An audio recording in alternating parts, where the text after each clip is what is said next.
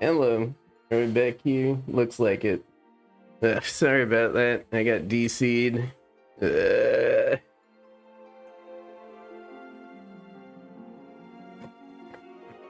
Fortunately, the queue isn't very long this afternoon. But geez, that sucks. At least it wasn't right in the middle of something important. We can get right back in here.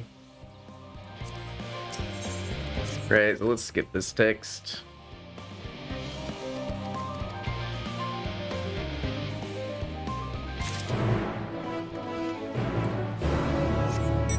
Find the wayward troll.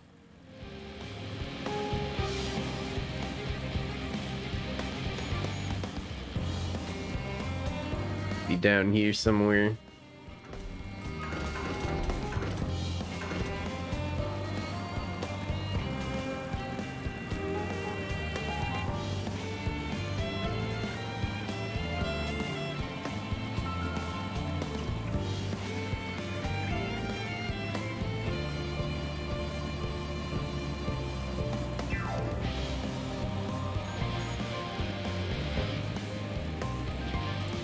Alright, let's rescue this troll.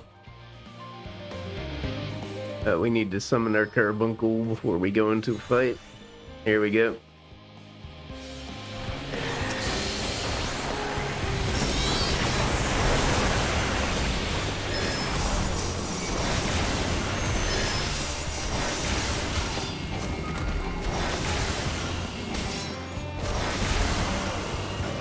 There we go. You okay, troll? Brrr. Let's give it some fruit. Here you go, troll.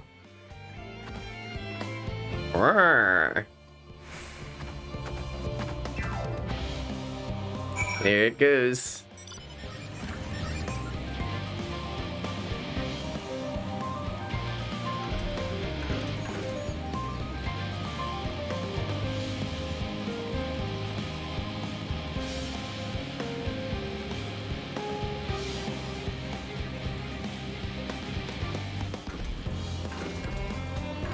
Let's turn this in.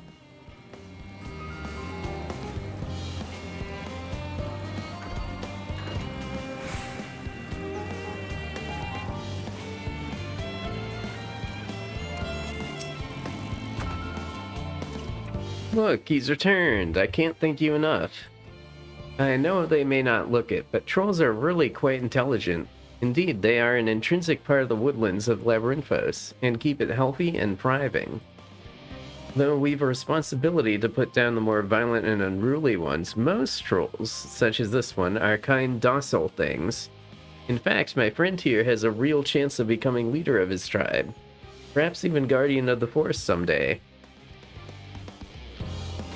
It is we who saw these creatures removed from their natural habitats and relocated them within Labyrinthos. Thus, we've a responsibility to watch over them to ensure they are well. It would be too cruel to dispose of one simply because they're under the weather. Ah yes, your reward. Here, as promised. Now then, it's high time I saw this fellow return to the outer circuit. Farewell, adventurer.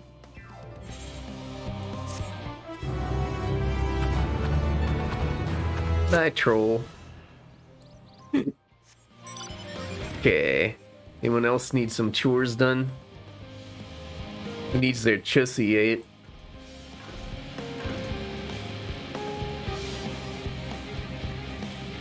Your steady current.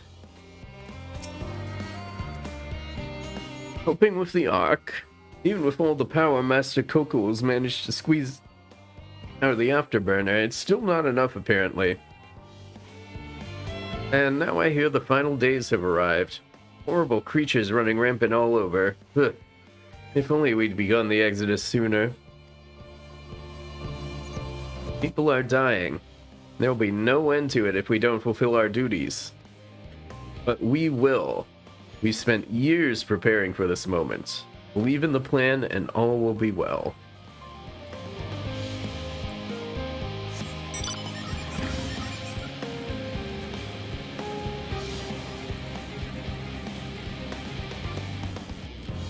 Ultisan. Offering to help. That's very kind, but I should be able to organize the rest of the documents by myself. It's mostly lists of things that we'll need once we arrive on the moon, and then whichever star we choose as our new home. My duties largely concern the maintenance of living conditions, so I'll be a lot busier after we depart. I hear that our lunar collaborators have come down to assist in our efforts. I'm looking forward to finally meeting them in person after having communicated with them in such a limited capacity thus far. To be perfectly honest, I'm not even the slightest idea what they look like. I do hope they're not enormous looming giants. Why, I would much prefer something small and fluffy like that beheaded rabbit that ran by. If only you knew. If only you knew.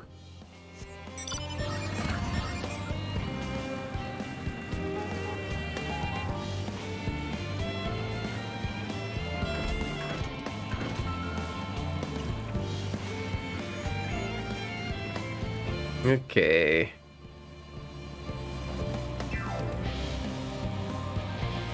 Anyone else around? Here we go. Silken Grin.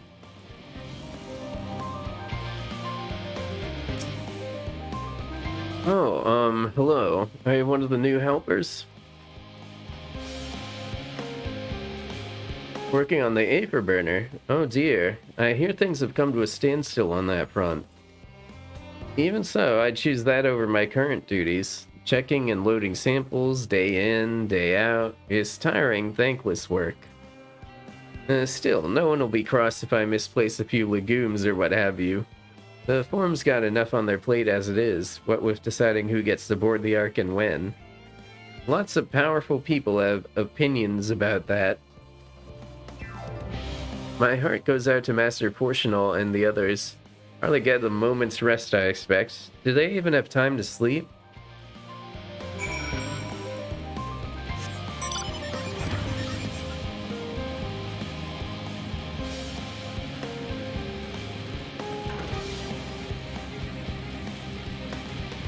Let us speak with the bee-headed rabbit. Oh hey, it's Livingway. Fancy meeting you here, Eris. Our friends on the forum brought us to see their teeny tiny toy boat, which was quite impressive considering they didn't use any creation magics. What we're really interested in is the Ferris itself, though we now find ourselves in a sort of funny, underground, miniaturized version of it.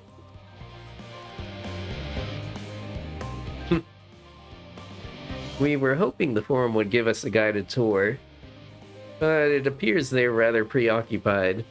Honestly, all that time to prepare and they're still not ready.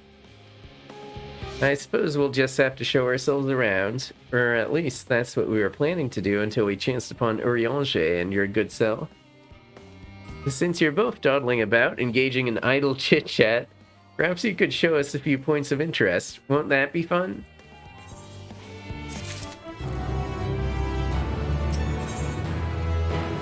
Try as he might, Urianger cannot free himself of the Loparis. A tour of Labyrinthos? An unexpected yet prudent suggestion. Given the similarities twixt this artificial environment and Bestway's burrow, it would be in our best interest to have the Loparis acquaint themselves with those conditions deemed optimal by their Charlian collaborators. I fear, however, that continued reliance upon my limited knowledge would risk narrowing rather than broadening their perspectives. Mayhap thou art better suited to lead this venture. Hint, hint, wink, wink. What a marvelous idea. Might we begin that great big what's-it over yonder? Ah, yes, the what's-it. I shall leave its explanation to Eris. He runs off.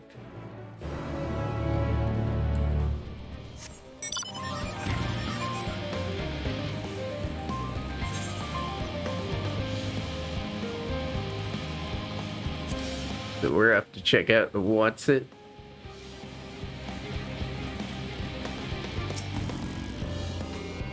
Goodness me. To build something so large without creation magics is positively stupendous. Perhaps you could direct our attention to its most important features.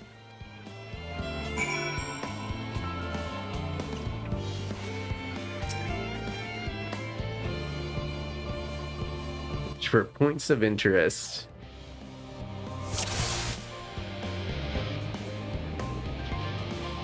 There's some tanks.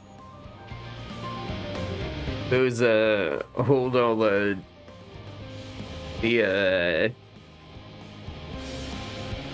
these tanks are for holding the blue Gatorade. It's a little hard to see from here, but is that a golden pipe connected to the top of those tanks? I can see through that window another pipe at the bottom.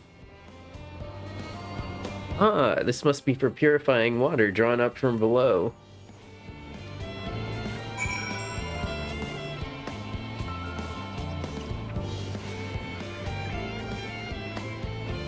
A metallic tube. Is that water I hear from inside that great big tube? Must be because of those cogs and that gigantic wheel at the top. Oh, I see. That's how they draw up the water. There's probably some sort of spiral-shaped mechanism inside it, too.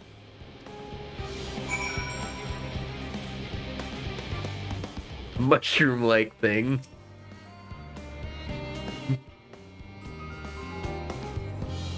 That looks like the trees in Greatest Ensvale. Hold on, that's a bit of a strange shape. It's thin at the bottom, but big and round at the top. Quite tall for something so unbalanced, too. Now it makes sense. That's where they store the water. Yeah, thanks for, telling me what all this stuff is.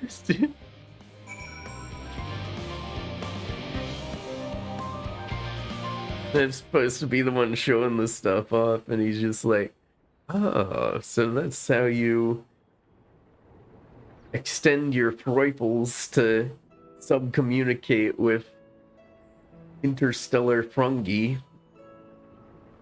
Well, if I were to hazard a guess, water drawn from underground, presumably with some other mechanism, is purified here and stored in that tower before being distributed elsewhere. I'm right, aren't I? I knew it. Design brilliant in its simplicity.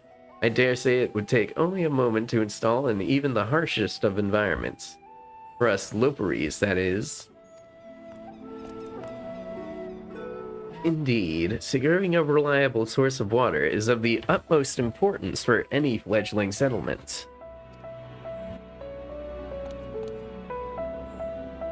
We have read, however, that the peoples of Eferis sometimes make their homes in arid deserts and such. How are they able to survive?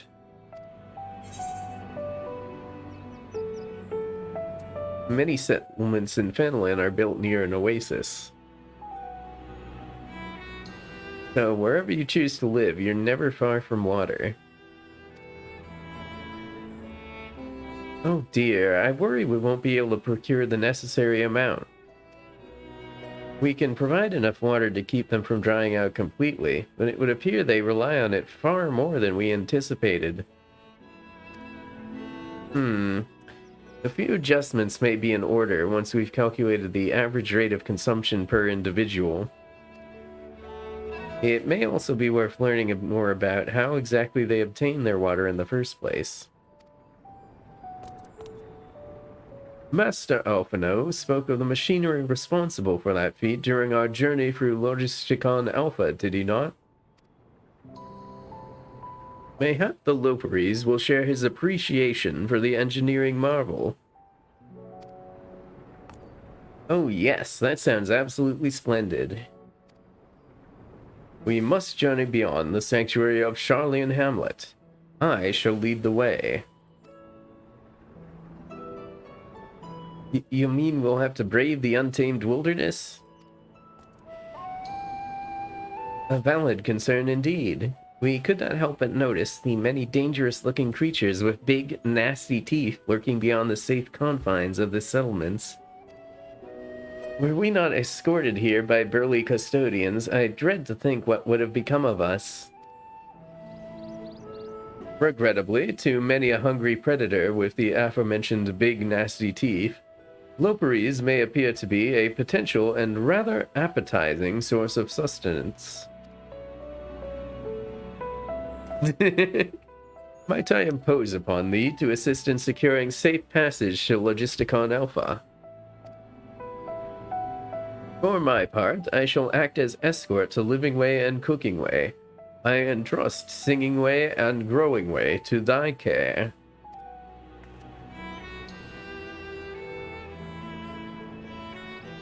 Leave it to me. A more valiant protector they could not wish for. Godspeed.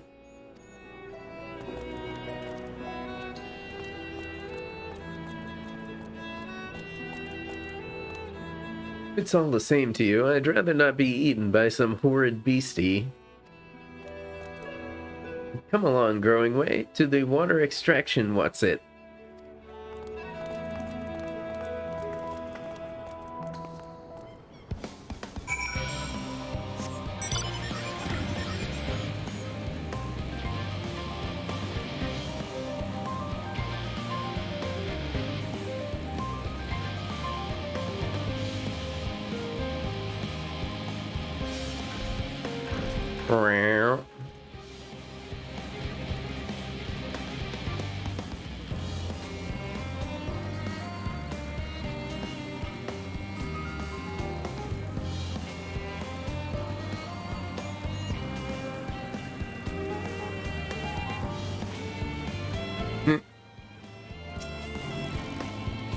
Here they are.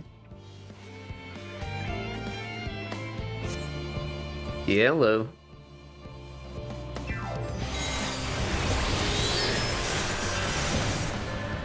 I'm just gonna stand in this. It's fine.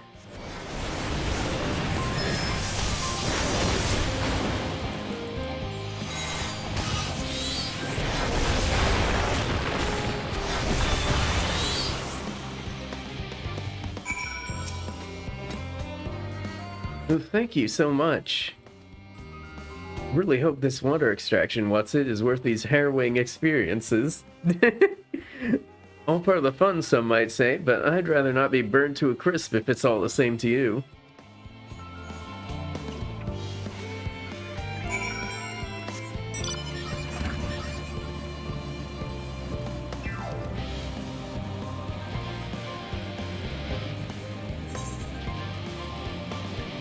Let's go through here.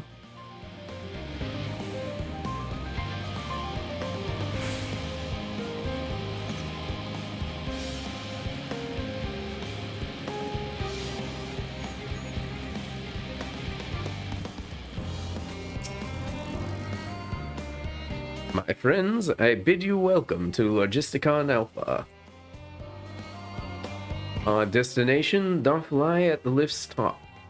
Pray, follow me.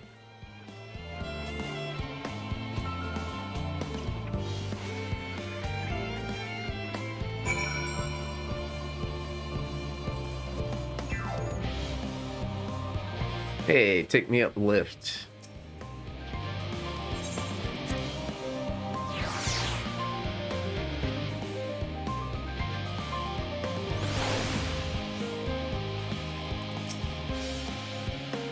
Marvelous! Simply marvelous! So, this is where the magic, or science rather, takes place. The perfect environment to sustain life, artificially created.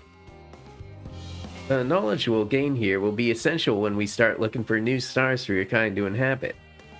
Apparently, most of them don't even have air for you to breathe.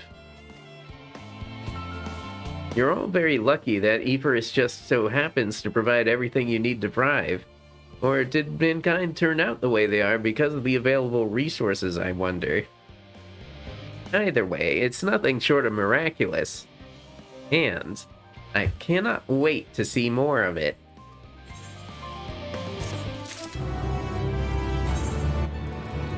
Let's actually equip this stuff. Tron right gear.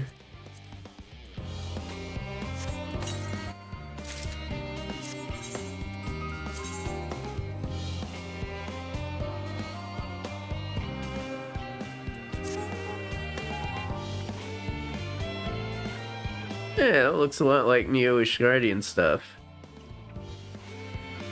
Probably different sets for different jobs.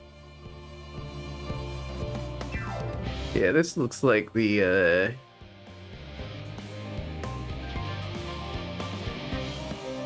this is a bit like the aiming set, I guess.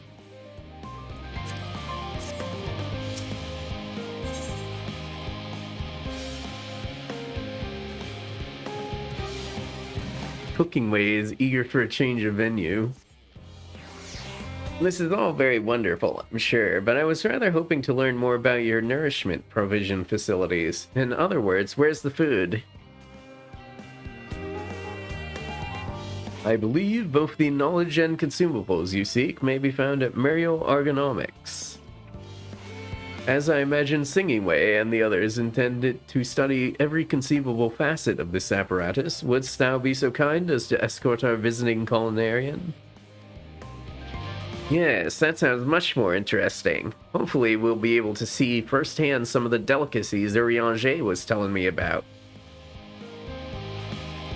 Even as incredibly vivid, if a bit too verbose, descriptions cannot compare to sampling them myself. Not to mention, Ephorus will soon be no more, so I must learn all I can while there's still time. Let us brook no further delay.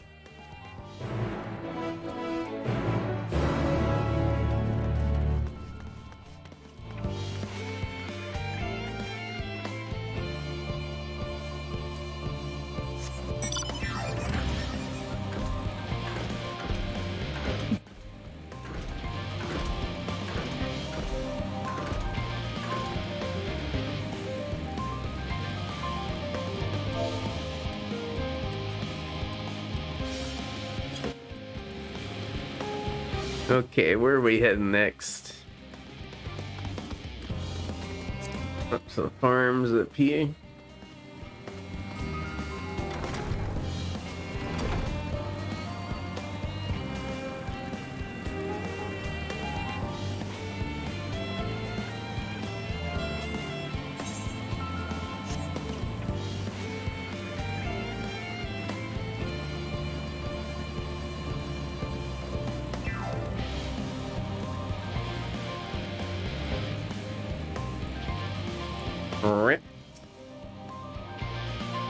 This is the place, yes? The heady aroma was enough to guide me here, and I've spotted several of the fruit and vegetables featured in our compendium. I'd dearly love to try some, but I read that those who help themselves to a farmer's crops without permission are often caught and put into pies.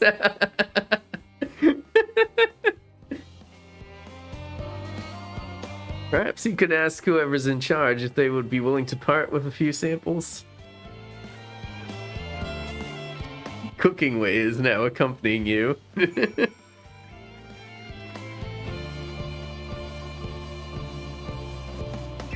should take Cooking Way back to the surface. Show him the bergs.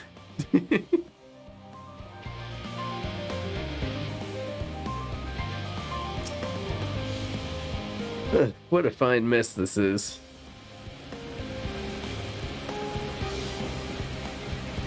Ah, it's you, the one who climbed down the mine shaft. I'd show you around if I could, but I'm rushed off my feet preparing for the Exodus. I'm not the only one. We've all got to find ways to do what we do down here, up there. First on the moon, then on whatever star the form decides will become our new home. All so sudden, so unreal. Don't you want to go to the moon? Well, it's better than waiting for the final days to claim us. But no matter how carefully it's all planned, we'll never be able to take every variety of flora and fauna with us. Even the ones we can take may not survive in their new environment. So many species doomed to extinction. Sorry, that's not what you came to talk about, is it? Nothing quite so dire, I assure you. We merely wish to sample a little of your produce, if we may. By all means, help yourself. Much appreciated, my good fellow.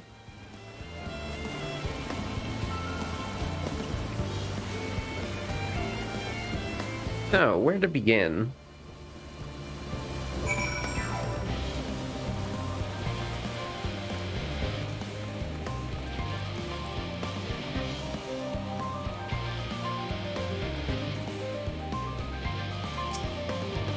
Oh, I know what these are. Grapes, yes? Let's see if they're as delicious as they look.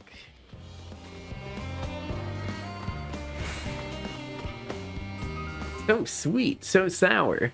The taste is much like a ripe philosopher's carrot, and yet the texture is entirely different. The contrast between the outer skin and the fruit within is most peculiar, though far from unpleasant. Yes, I think I'll try another.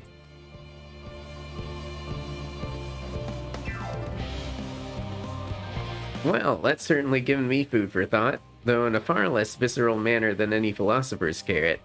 But tell me, what's your opinion of grapes?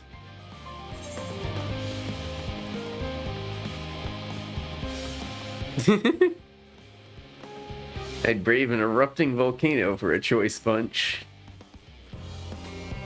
Yeah, grapes are fucking good. Yes, they are rather Moorish, aren't they? And from what I've read, quite versatile too. There's something about people stepping on them to make intoxicating beverages, as I recall. Anyway, that's enough about grapes for the time being. On to the next treat.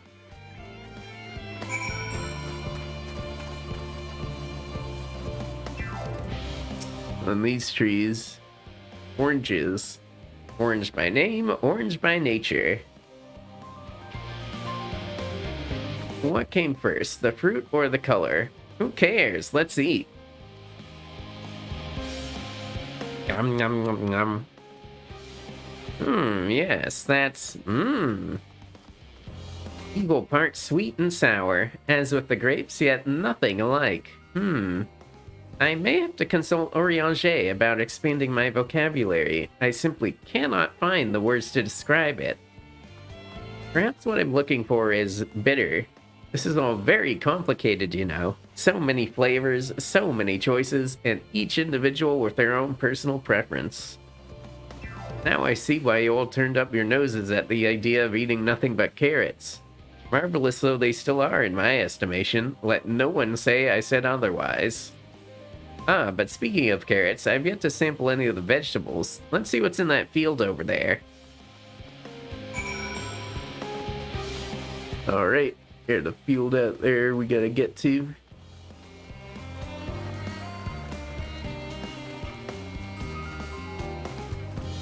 These the bumpkins. That color, that texture, are they some sort of enormous round carrots? These are bumpkins. No, in any case, proper nomenclature is less a concern than the taste.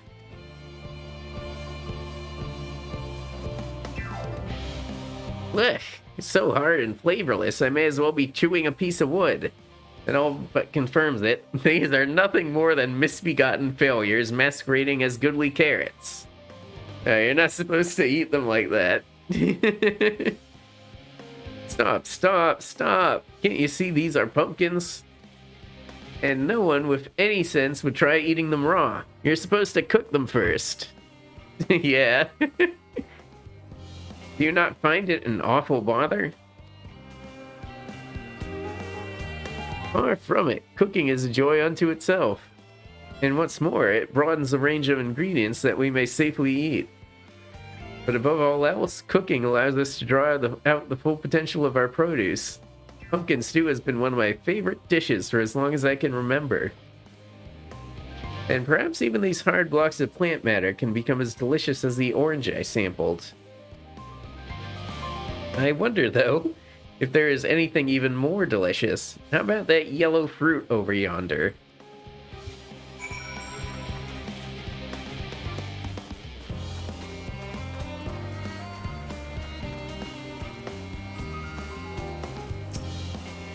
What a wondrous fragrance. With any luck, it'll have a flavor to match. As I have no idea how these are eaten, I'll just bite into it. That scene in The Simpsons where a guy eats the lemon and he just like puckers his lips almost entirely into his mouth and cries.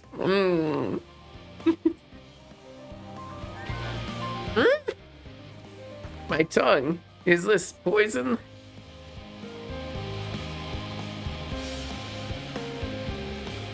A lemon? You mean it's supposed to taste like this?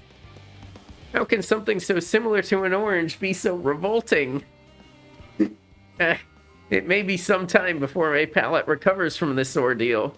As such, I had best call an end to this round of sampling. Let's say our farewells and return to the others.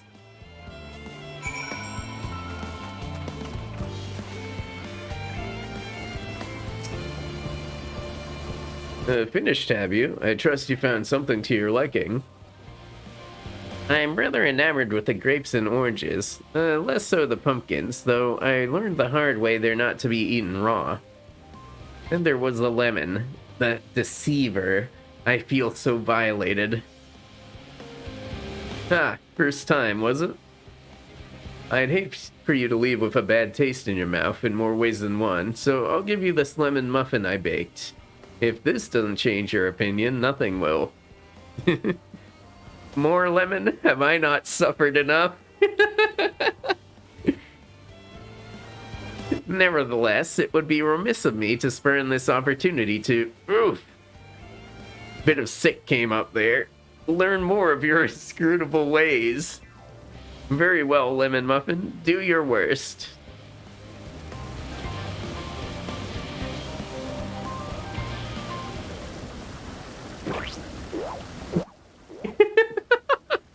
The splat. This is delicious.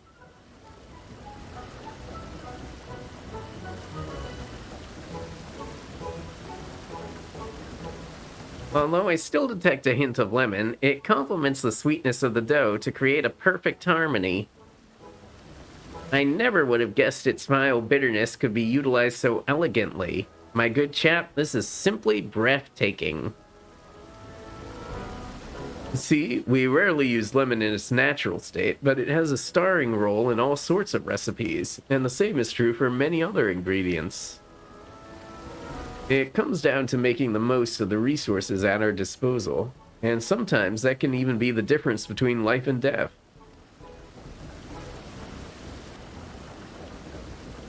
I know we won't be able to take every species with us. No doubt the Forum agonized over what was worth preserving, and what will be consigned to history. Hard choices, but make them we must if we're to survive. Such strength of will. Now I know what Hydaelyn sees in your kind.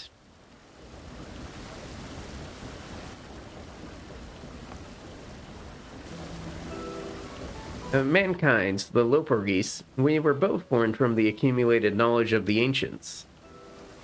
They learned all there is to learn about the nature of sentient life and the fates of the stars themselves.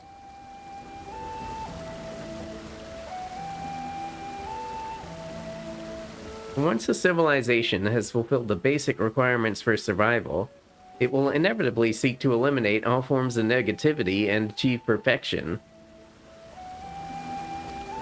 And therein lies its folly, and its downfall. For perfection is an unattainable ideal. 'Tis the paradox of the immaculate carrot. Yet civilizations since time immemorial have deemed the pursuit of perfection as progress. They paid no heed to the costs incurred in their futile quest, and all too often became the architects of their own demise, their dreams forever unfulfilled.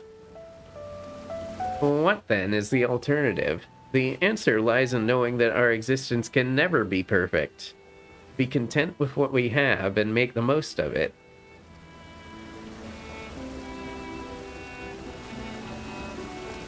When luck gives you lemons, make lemon muffins.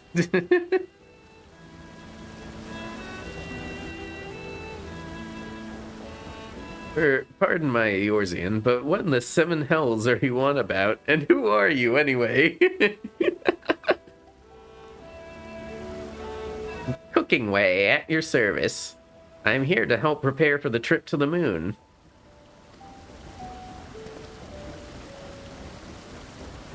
And once you get there, you'll be able to try my carrots. I've been growing all different kinds. But don't worry, there'll be room for your crops too. We'll work together to preserve as many of Ferris's species as possible, if you're up to the challenge. Yes, of course. I look forward to it. Well, this has all been highly productive. Probably. Let's go see if Urianger and the others have run out of machinery to inspect, shall we?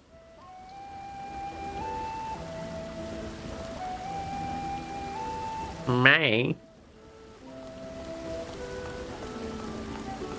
Okay, I'm gonna need a sec here.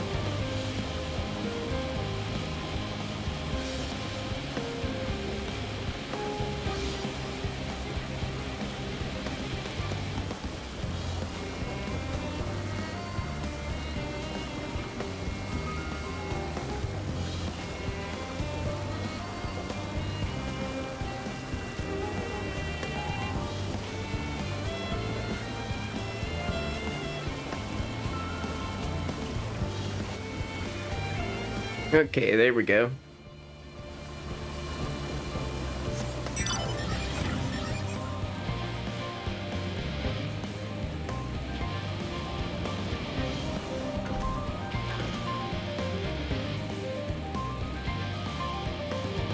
Let's go back down here.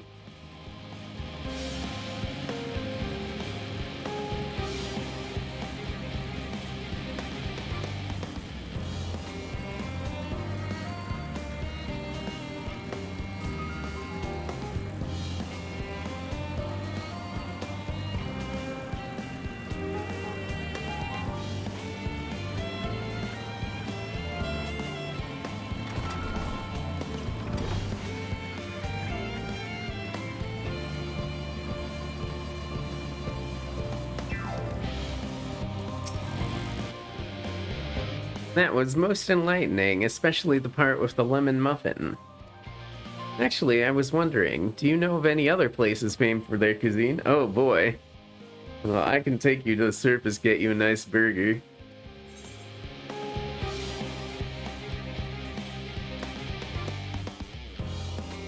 The Far East has oodles of noodles.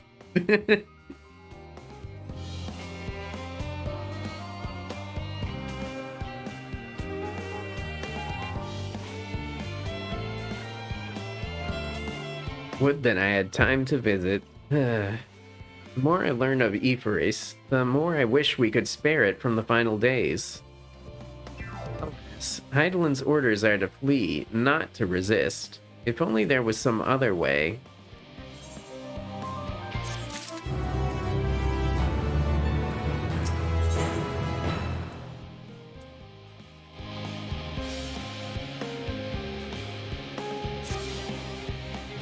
Eris, I trust thy time at Mario Ergonomics did bear fruit.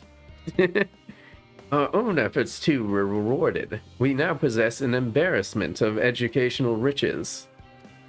No doubt, our guests' relentless pursuit of knowledge could occupy them, and us for a fortnight. Alas, time is of the essence. Let us return to Charlian Hamlet forthwith. I shall gladly attend to each and every loperite there, should further questions within my power to answer arise.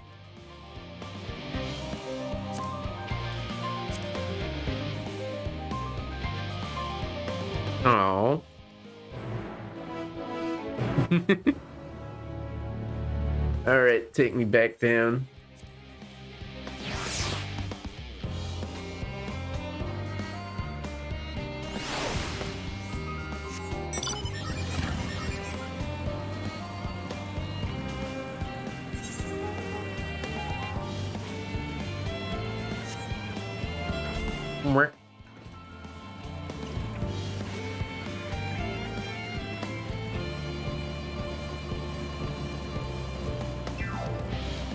The ship's gotta be under that thing, right? Yeah, that looks like something that will open.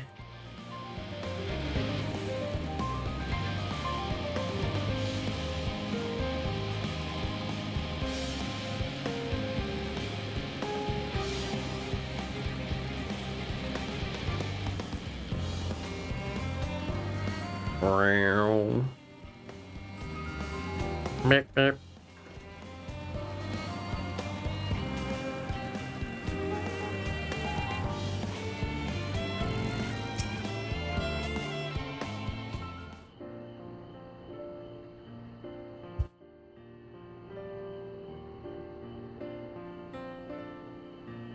Sign.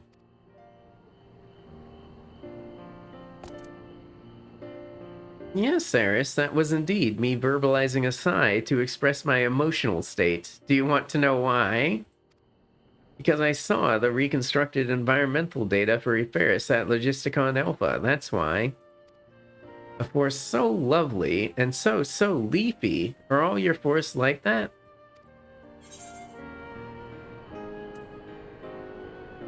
Black Shroud is quite leafy indeed. Gasp! Gasp, I say. With a star so wonderful, it comes as no surprise that you're reluctant to leave it behind. I was a fool to think otherwise, to assume that the moon was something worth being proud of. Oh, how ridiculous we must seem to you, trying so hard yet achieving so little.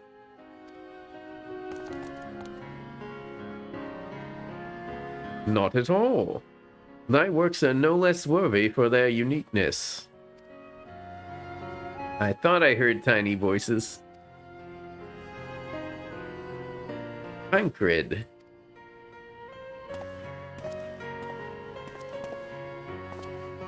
How didst thou fare? Oh, I was able to glean a fair bit from the researchers while helping to move their cargo. Preparations have proceeded without interruption here, despite news of the coming end. We have the forum's leadership to thank for that. That doesn't mean people aren't worried, though. Quite the opposite. Knowing disaster could strike at any moment, they hurried to complete their work, equally aware that a single error could be the difference between life and death. And we can hardly tell them there's no cause for concern.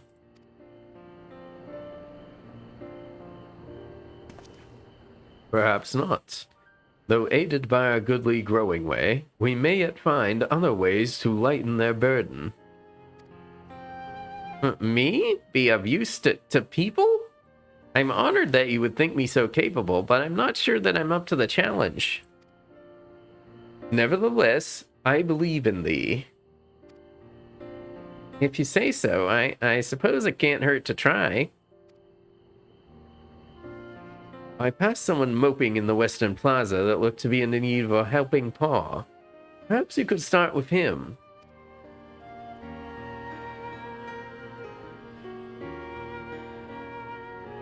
Is as good a place as any. Come.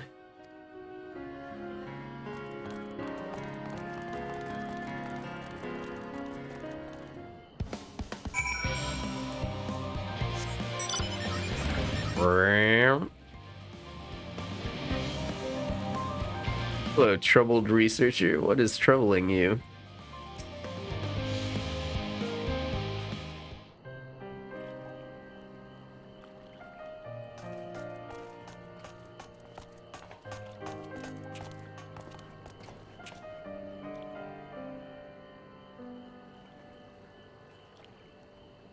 Oh, can I help you?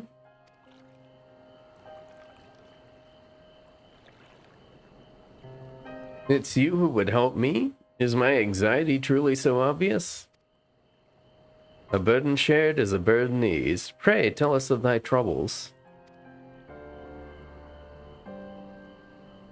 Those little fellows do look like good listeners. I'm an engineer, you see. And what they say of the ship, that it's the sum of decades of Charlian ingenuity, that it's built with peerless elegant technology, is all true, but I know that none of that's a guarantee. We've never before launched a starfaring vessel, let alone flown it at the great expanse. All the tests we've run have been on the ground. Only operational personnel and cargo will be aboard for the first voyage. But even so, if it fails us then, what can we do? If it doesn't, it could fall apart on the next flight, or the one after that. We've done everything we can to prevent that from happening. But it hardly matters. We thought the Aetherbearer's design was flawless too, and look how that turned out.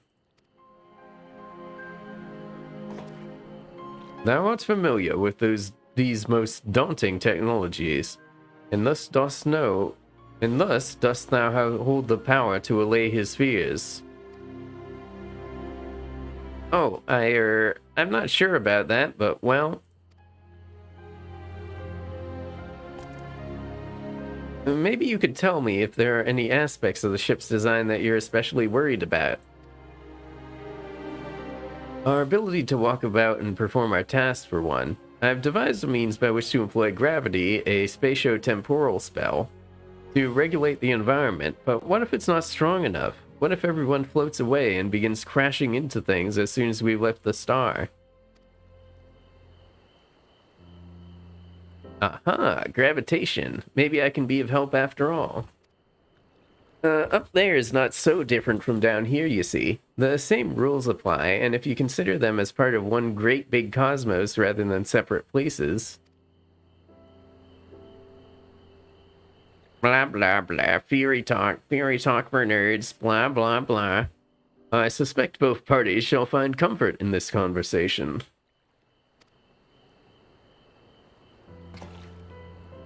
Yet if Fankard's tale be true, still others would benefit from insights born of experience. Might I prevail upon the Loperies to attend them? An excellent idea, if I do say so myself. There is naught we'd like more than to ease the hearts of the fine people of Eferis, and learn more about them while we're at it.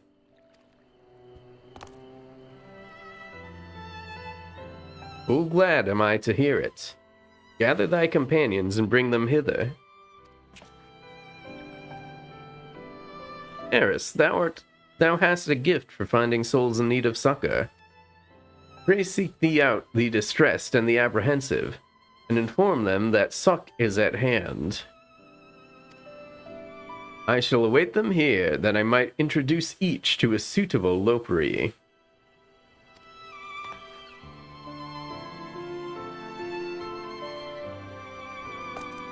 Oh, I do so look forward to that. A place for every Lopery and every Lopery in their place.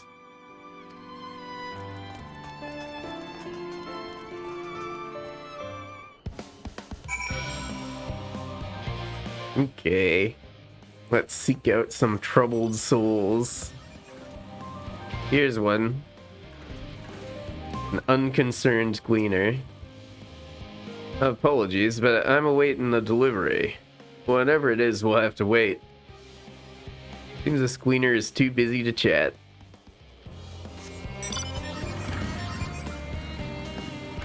If there's anyone else in the vicinity.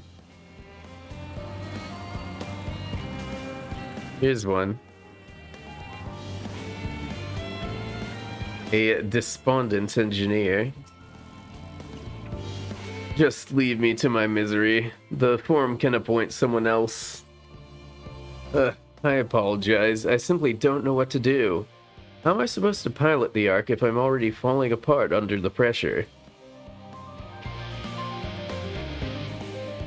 You know a starship pilot that I might speak with? Truly.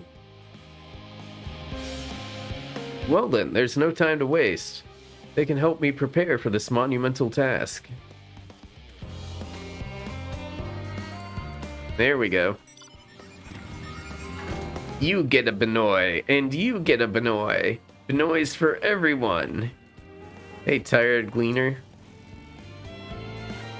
Is anything bothering me? Well, I've been loading cargo for bells now, so my bag feels like a void sense plated as a piano.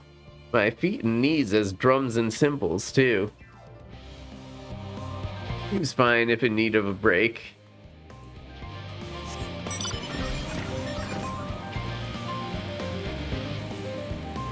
A ponderous mathematician.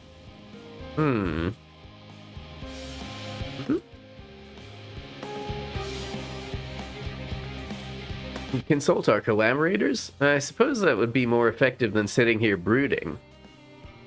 I'm attempting to calculate how much cargo we can consolidate into fewer trips, should the ether burner make our original estimates unfeasible.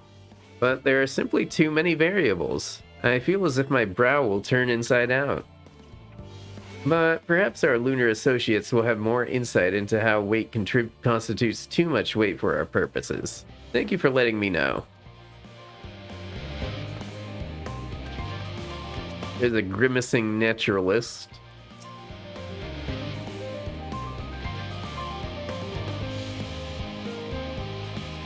My face? What's wrong with my... Ow! Perhaps I am a bit tense. I was tasked with ensuring that the proper fauna, and only the proper fauna, are brought with us to the moon. However, the suitability of a few species is still under debate. And I can hardly make the decision myself when I know so little about the environment up there. Introducing the Loperies in our discussion is a wonderful idea. I absolutely will, thank you. Perhaps their biology itself might offer some clue as well. There's an irascible administrator.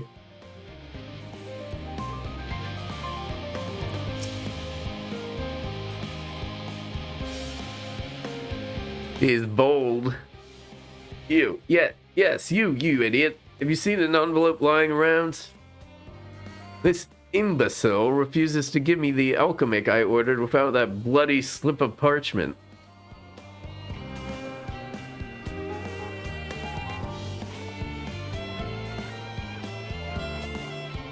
Unless your friends have a spell to make me remember where I dropped my damned envelope, I doubt they'll be more help to you than you. You've wasted enough of my time already. It would be unfortunate for all involved to inflict this man upon the Loperies. There's a capricious researcher.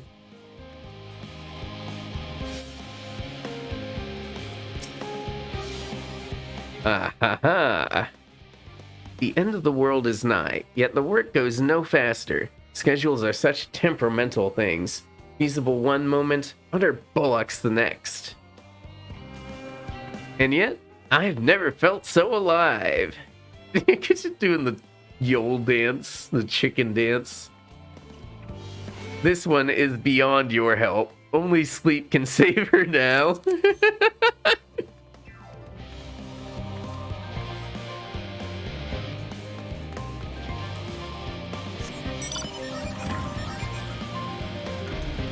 There's a level-headed engineer.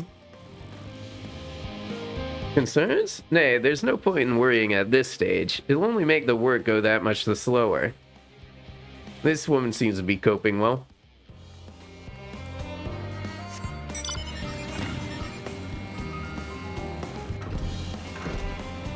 Anyone else around here?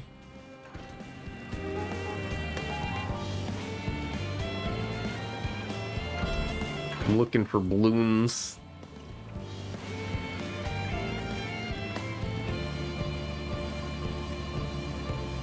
These old yellow marks. Here's a few. Hyperventilating engineer. Oh my god, my chest is tight. Am I dying? Is this what dying feels like? Oh, do pardon me, I didn't see you there. There's no cause for concern, I assure you. No cause for concern, even though we may need to depart at any moment. If the hull I designed buckles under the strain, the entire vessel may explode on launch, claiming countless lives and dooming all mankind. But that is highly unlikely. Yes, highly unlikely. Highly. Our visitors can help me triple check for structural flaws, you say? Why, that would be wonderful. I'm breathing more easily already.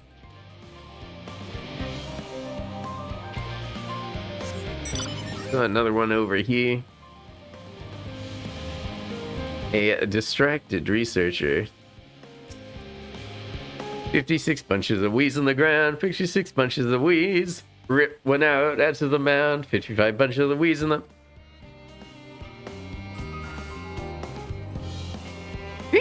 I'm not neglecting my duties, I swear.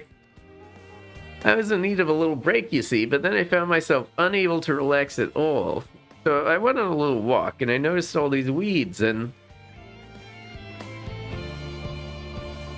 pleasant conversation partners and oh so fuzzy? Goodness me, that does sound like a much better way to relax.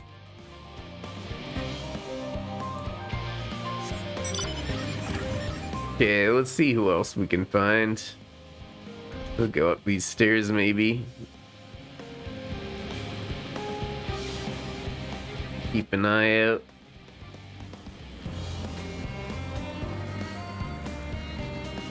Nothing up here.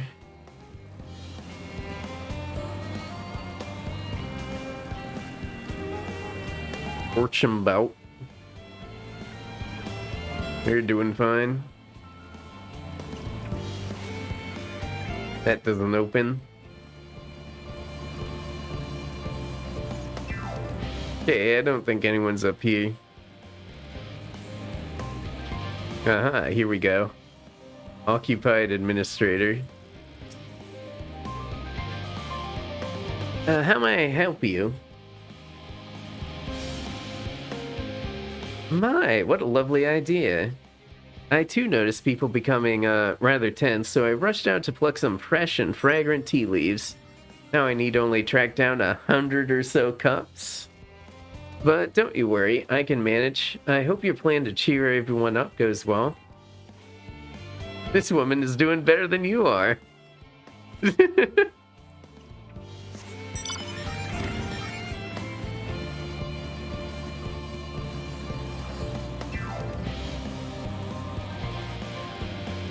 Let's double check up this hill. Yeah, I don't see anyone there.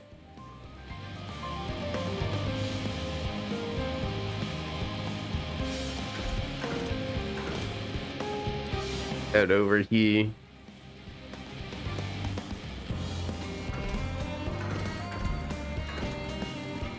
Ah, there's a skeptical researcher. Have you heard anything of what's on the moon? I have no doubt that we can make it up there, but the searching for a new star part of the plan sounds awfully vague to me.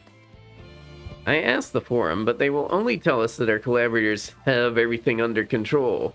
Forgive me, but I don't feel particularly safe wandering through the sea of stars on gods know what made by gods know who.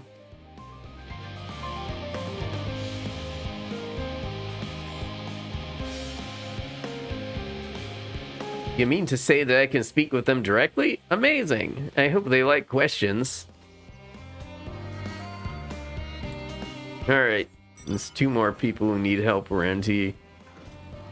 Let's try and find them. They're a calm researcher. They seem calm. Worries. No, I believe I'm fine, thank you. I've been confiding in my colleagues and it's helped a lot. Can't recommend it enough. This researcher already has the support she needs.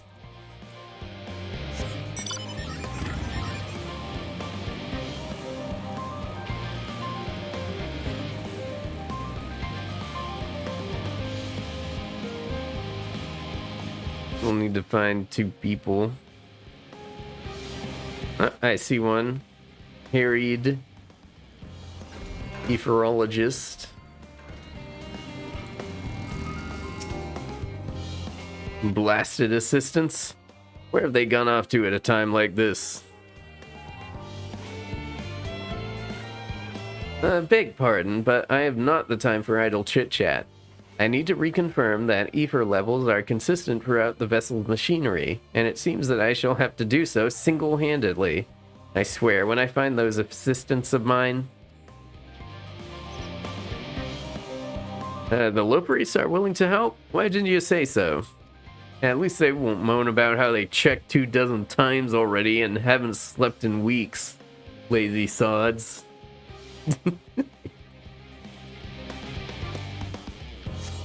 Okay, just one left. Monk.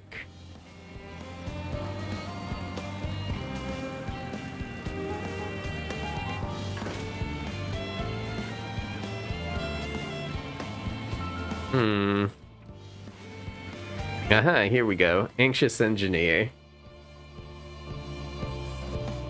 What am I thinking about? The medical facilities on the ship, of course. I designed them with the assistance of our sages and chirurgeons, but to imagine every illness or injury that one might face in that great expanse is beyond any of us. Say nothing of the effects that living out there indefinitely might have on the body. Oh, the crew from the moon? Why did I not think of that? There we go. Okay, that was a lot of running around.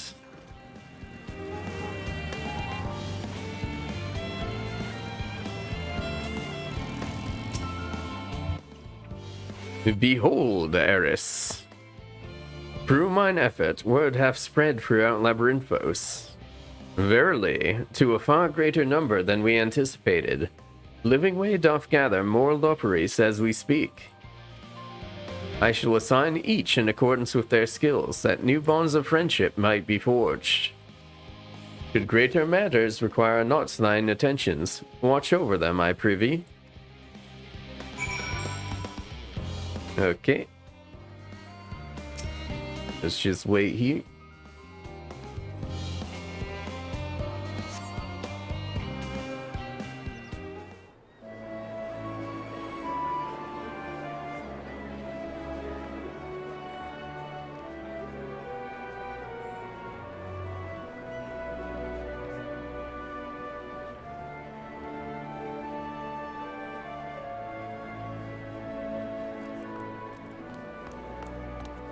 Noi.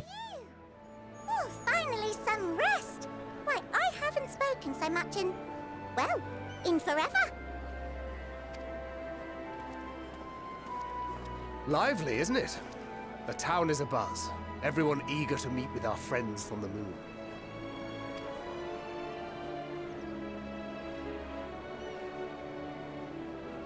Twould behoove you to consult with Sleeping Way. As our moon's pilot, his advice should be most pertinent. I'm impressed. Truth be told, I struggle to tell one from another. No offense intended, of course. None taken. After you and your friends left Mare Elementorum, we spent no small amount of time with your Urianger. Oh, the conversations we had. He told us all about Atheris, answered our every question, no matter how trifling or trivial. Look! Every page filled to the margins with knowledge. When I first arrived, I was struck by how little I knew. It was daunting. But then I realized that, were it not for Urianger and his teachings, we'd still be stuck on the moon, gazing at your world and wondering what we've been missing.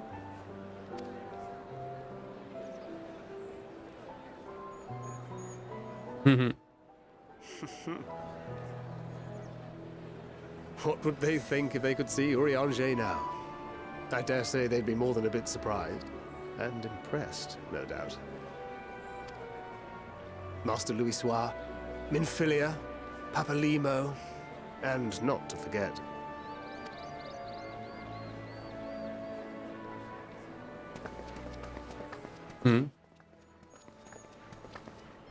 Oh there.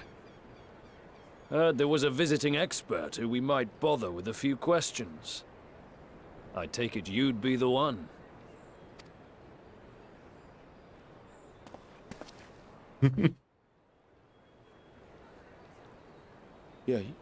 Yes, I am.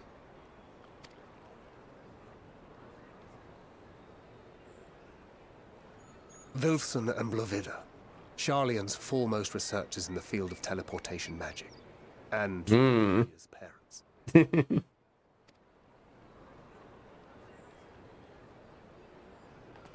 It hath been some time.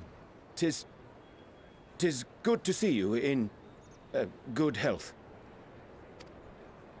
Likewise, old friend. Blovida and I were most honored to answer the call. Never expected this reunion, though, did we, dear?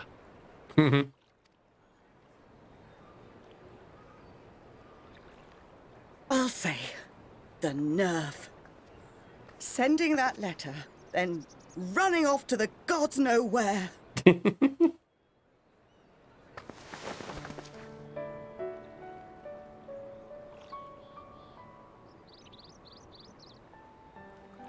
Do you have any idea how worried we were? I'm sorry. 'Twas remiss of me not to deliver the news in person. No, more than that. 'Twas I who... Our daughter was disillusioned after Master Louisoix left her behind. The day the Scions called upon her was the happiest I'd seen her in years. Oh. She made her every choice of her own free will. No one could have ever forced her to do otherwise. Don't blame yourself for her death. Celebrate her life. You know that's what she'd want.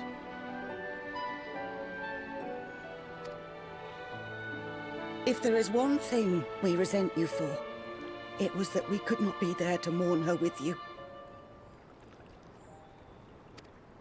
Reading the words you penned in that shaky hand, we must have cried as much for you as we did for her. Oh.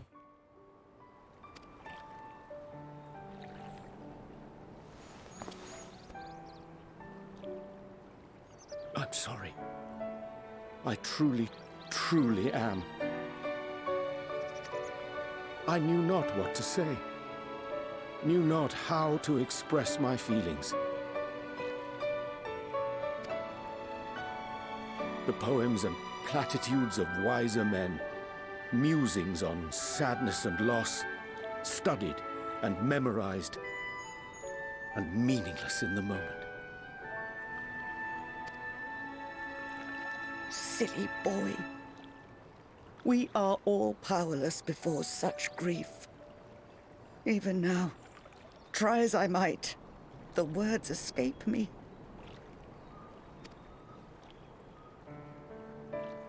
But in our hearts, we know, we always know.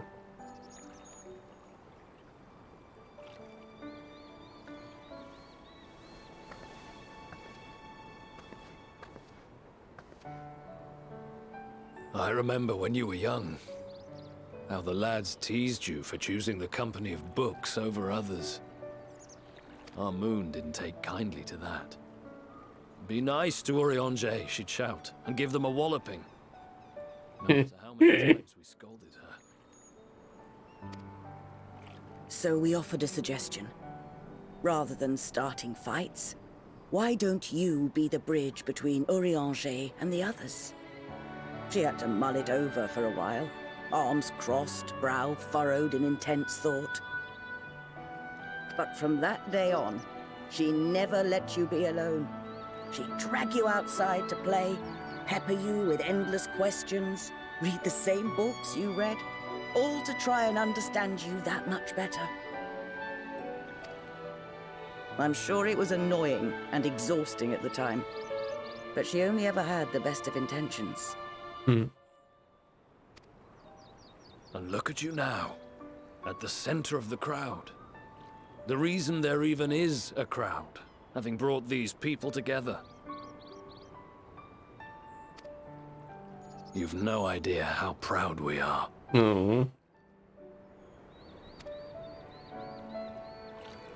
To see the boy our daughter trusted and believed in more than anyone grow into the man she always knew he could be. I can see her in you too. Feel her. She walks with you wheresoever you go. So thank you, Urianger, for being who you are.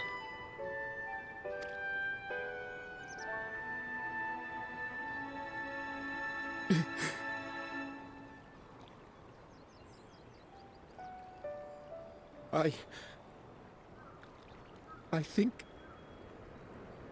I can feel her too. Oh.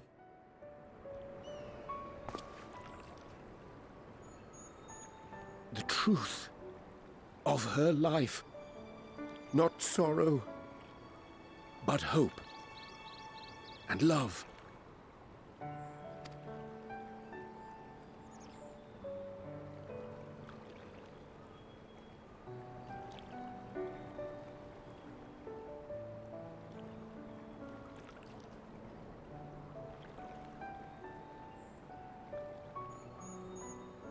This moon breeder. She was important to him, wasn't she? You could ask the man himself.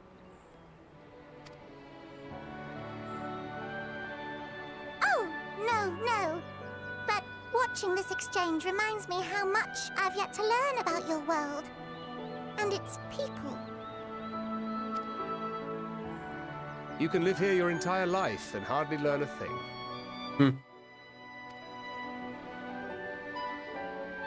And that's why it's too soon for this to end.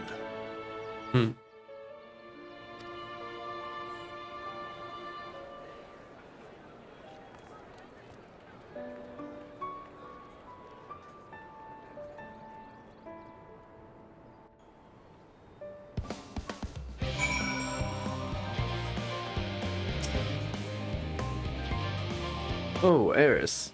Be assured that I am fine. I am. Well, glad to see them too, after so very long. Gladder still that it was in your company.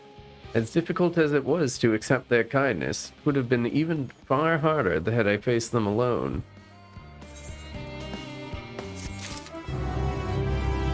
Ah, some shoes.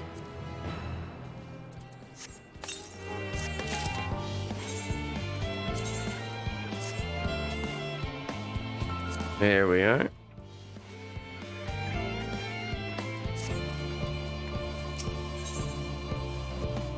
I'll give the hands. Ahem. Thou hast my gratitude for lending courage to the Loperies. Not disposed to rest on their laurels, several of our guests have elected to accompany my countrymen to their stations. Some few may still come hither seeking counsel, and so shall I remain to aid them as need be. If thou art needed elsewhere, do not let me detain thee.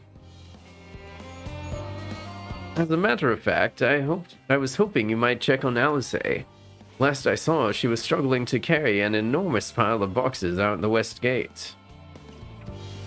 I could go myself, but we both know whose help she's been less like to scorn. Not to mention that, much to my misfortune, I can think of several other things I ought to be doing. Until later. Frankfurt weaseling out of carrying boxes. Well, I never. Here's the blue quest, though.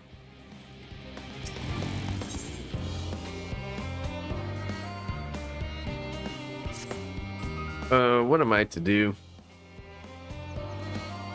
Oh, you're that adventurer who helped out the students of Baldesian, aren't you? I suppose it matters not to you, but my son seems to have run away.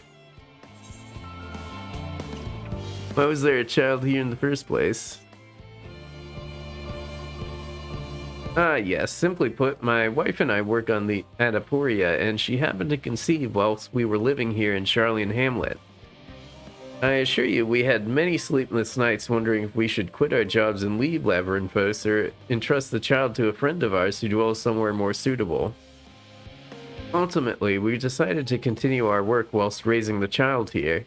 After all, our research is focused upon the very future that our offspring will inhabit. The issue is, however, that the magic that prevents us from revealing anything confidential is too potent to be used on children. Of course, we can't allow the little one to roam freely. There's no telling what he might impart unto others. So he has spent his entire life thus far within the confines of Charlian Hamlet. We recently had a slight spat with him, and well, he decided to flee. I imagine me going after him would only make things worse. Could I ask you to talk to him in my stead? I'm sure he'd be much more willing to listen to or anyone other than his parents at this point.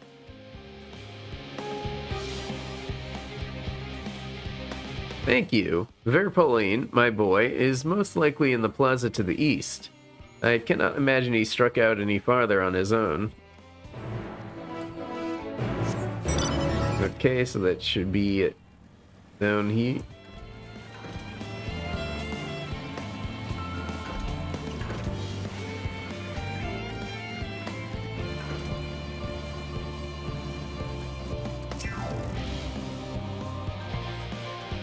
Well, who are you?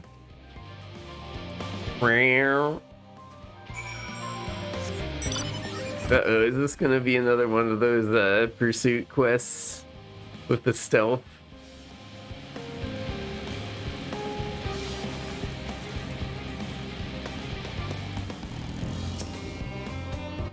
Maybe not.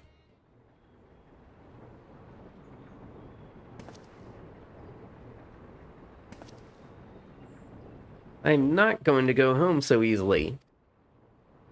You probably won't believe me either, but I've noticed that all is not right in Labyrinthos. Why don't you try telling me first?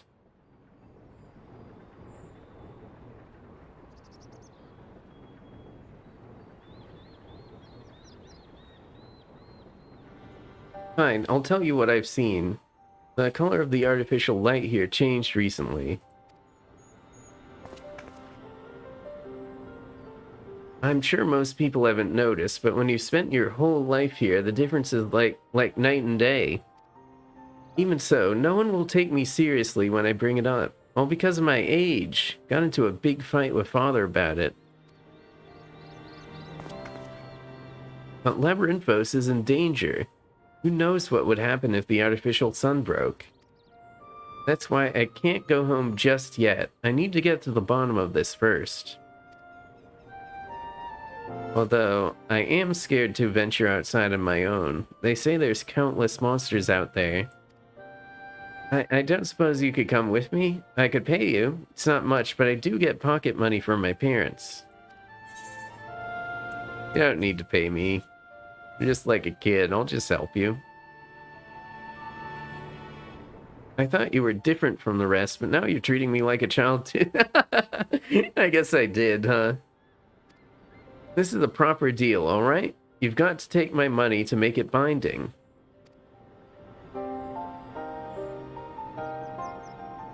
Then it's settled.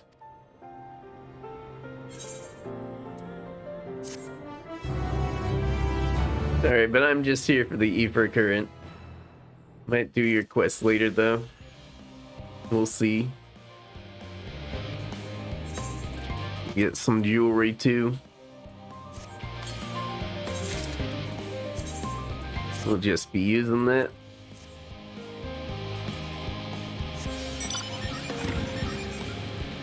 Another blue quest here.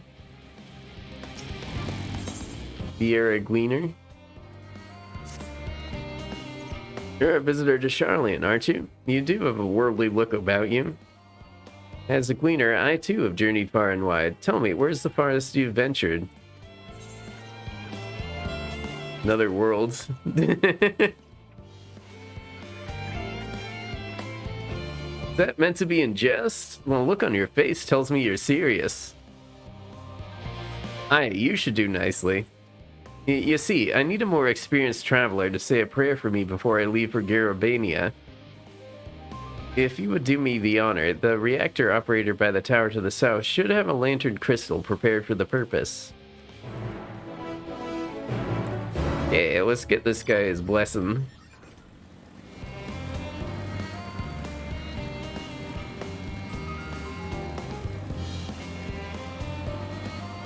It's from us, it should be extra potent.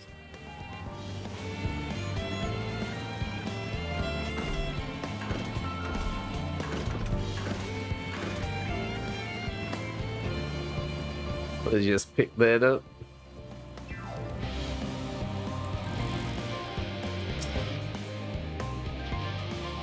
Are you here for the crystal? I hope it does some good for that gleaner. Those folks need all the luck they can get. Lanterns light the way through the darkness, a tool which can mean the difference between life and death. They are synonymous with safe passage, and as such, it has become custom in recent days to imbue the crystals inside with the prayers of a more seasoned traveler. And today, that traveler is you. Simply face the crystal and pray for the safety of the traveler-to-be, if you will. Okay. Let's do a little prayer here.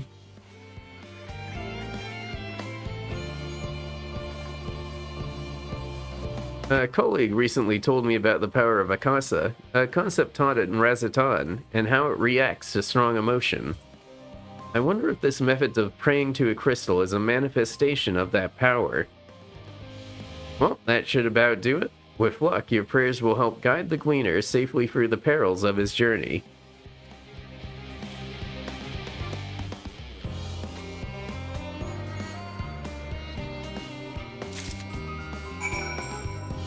Alright, let's return.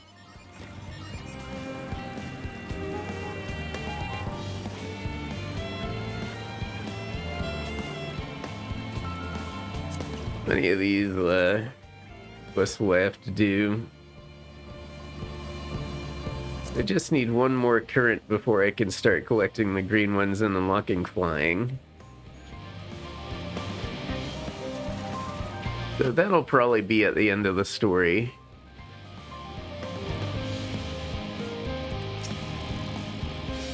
Do you have a lantern crystal for me? Here you go.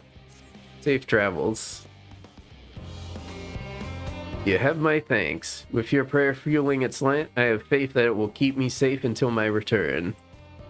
And now, I depart for Gur Albania. I hope your travels are successful as well as mine.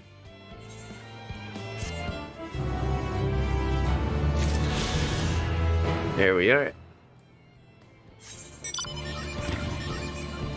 Okay. We're heading over this way to another segment of this place.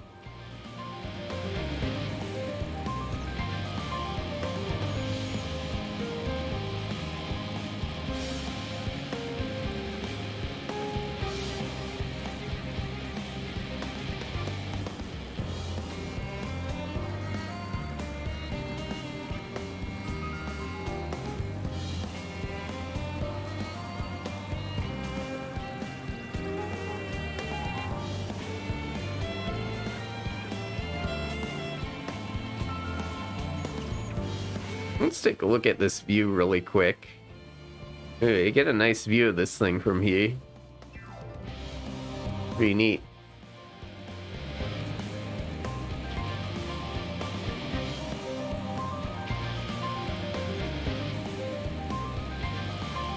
Alright, Alizé, need some help? Eris, what are you doing out here? Your box seems to be squealing over there. No, I don't mind if you help with the boxes, but it's far from the most exciting of tasks. Are you sure? Well, I appreciate the assistance. We need to get these to Aporia. Time is short, of course, but they're full of organic specimens and samples, so try not to be too rough with them. Elfino should be waiting for us when we arrive. I'll see you there. Deliver the crate of samples to Elfino.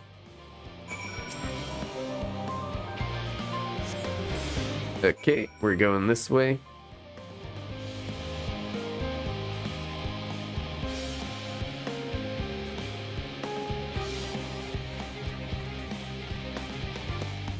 Try to avoid these enemies.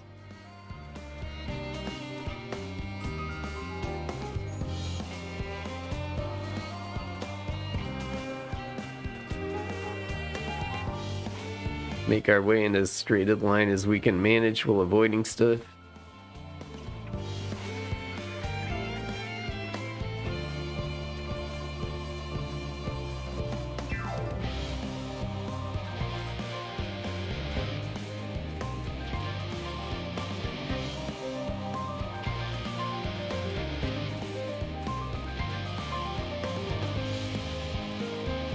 There he is.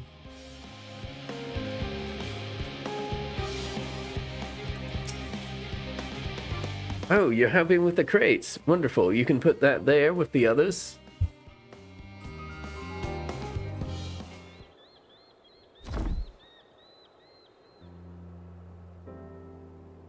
You have my gratitude, but how did you come to be involved in this? I insisted. It's that simple. And I suppose I have Funkrid to thank as well.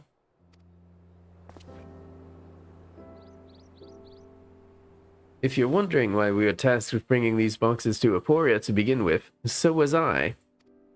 Turns out that this is a base of operations of sorts. Those with final say as to what is included in the ship's manifest can be found here. Father included, I suspect.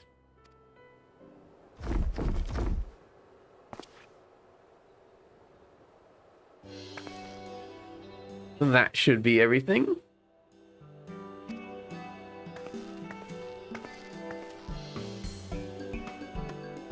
You carried all that at once. Are you trying to injure yourself? Oh, hush. They're lighter than they look. And not everyone has your delicate arms. I suppose we should let someone know that we've finished.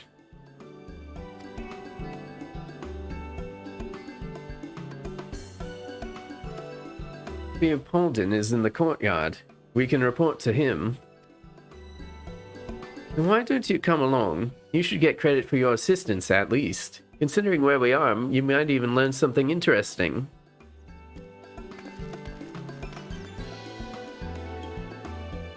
Rug.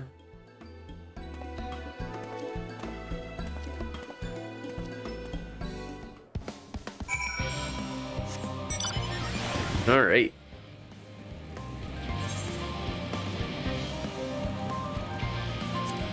Place has an Ephorite crystal, so let's attune to that.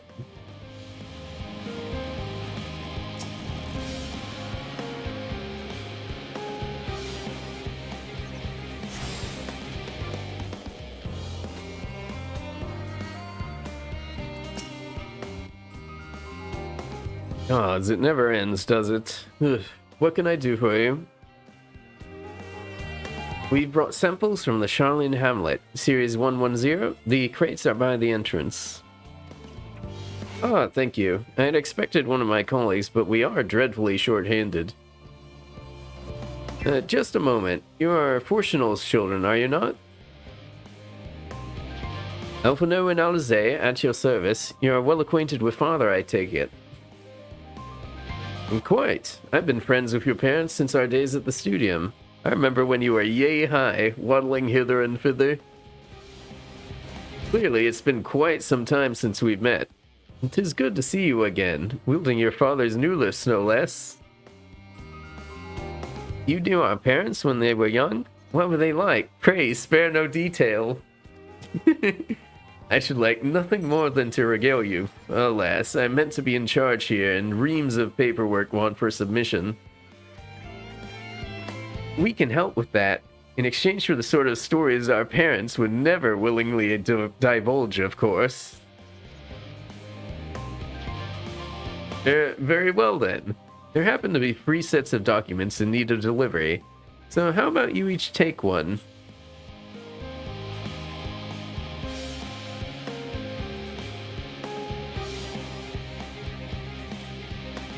Wait right there.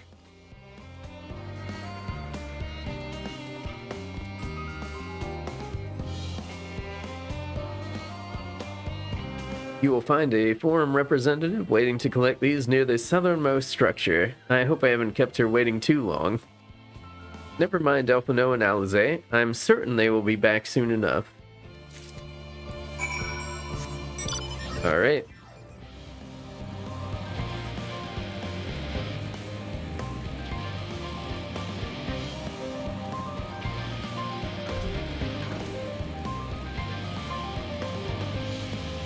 Here we are. Reserved representative. Are you not one of the signs of the Seventh Dawn? I thought you were meant to be working on the ether burner. Here you are, some signed documentation.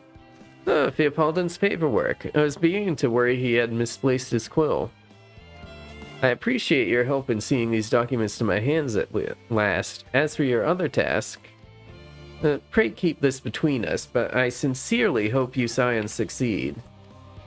The Exodus is, without a doubt, the most monumental undertaking in the history of the Forums, though we must be circumspect in all respects.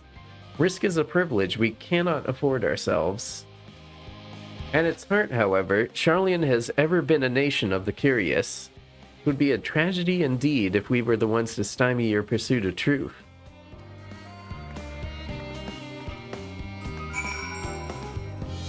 Go back to Theopaldin.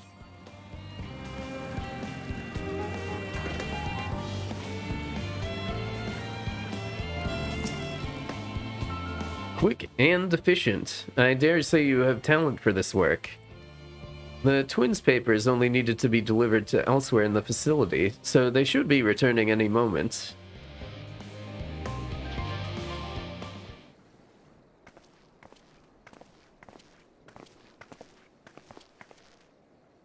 We return, with not a scrap of paperwork remaining in our persons, you will note. You both have my thanks, and my apologies for sending you on an errand far below your ambitions. Why, even as a babe, you struggled out of your swaddling clothes, and... That is quite enough of that, thank you. It was compromising stories of our parents that we'd asked to hear, to reiterate.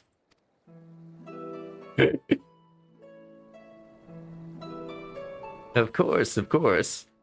I've known your father for so long, I must have something.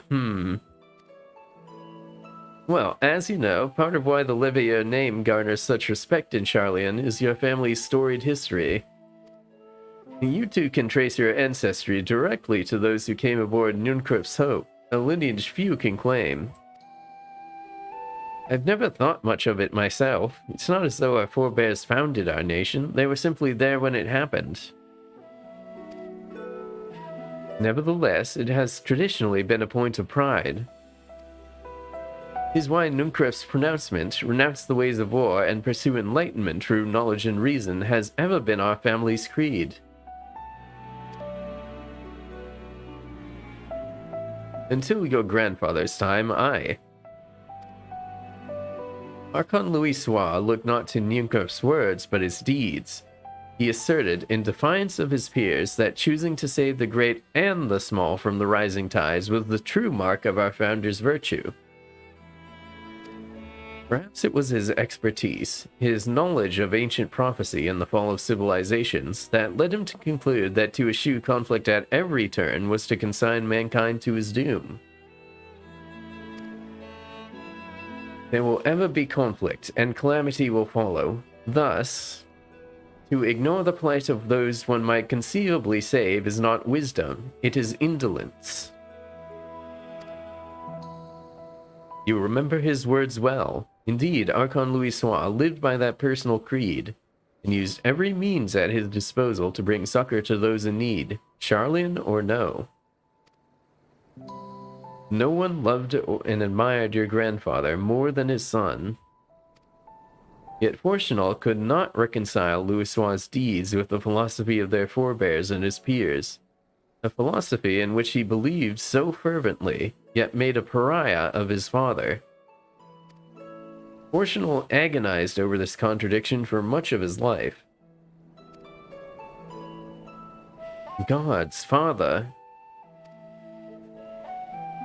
The son may carry his father's blood, but his choices are his own to bear. Is it not always thus? Gods know Fortunate's a cranky old goat, so I'm sure you butt heads often enough. Yet even so, you must know that you are constantly in his thoughts, every moment of every day, and that is not an exaggeration in the slightest. You should have seen him when you were born. Barely recognizable he was, with a kind of dumbfounded grin I'd not seen since he first took a fancy to your mother. He was practically skipping when he told me the news. Take my word for it, he loves you to an embarrassing degree.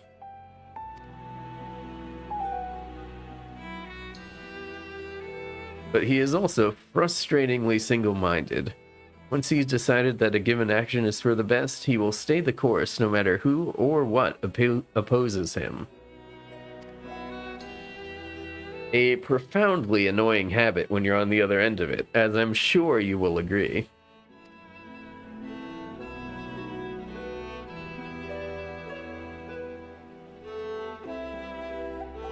I'll say, thank you for your insight. When next we meet our parents, I shall mention that we spoke. Try not to get me into too much trouble now. I need the forum on my side. Speaking of which, I have to be getting back to work. I have to make sure those specimens you brought make it to their proper places, or the cranky old goat will have my hide. We can speak again later. Alright.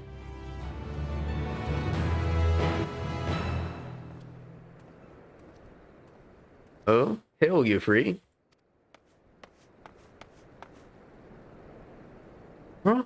Surely Cuckold hasn't driven you out of the forge already.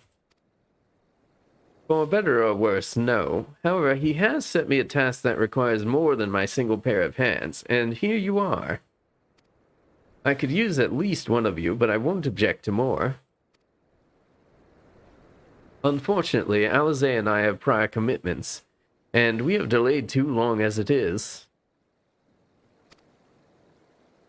What about you, Eris? Can you spare the time?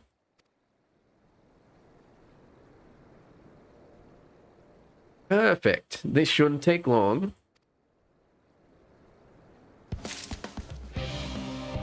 Alright. Get this matching gloves on. Burp. There we go.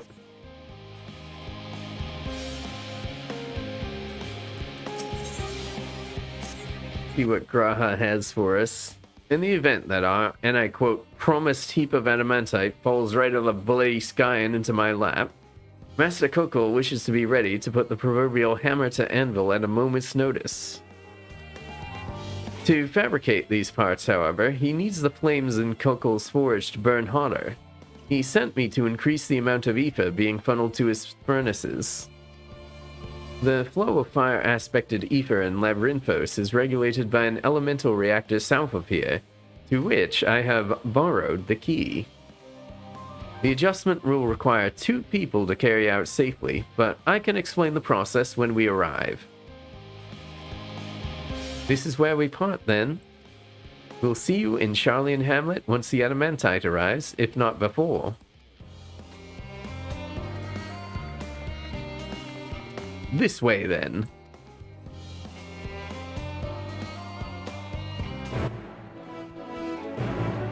Get that reactor going.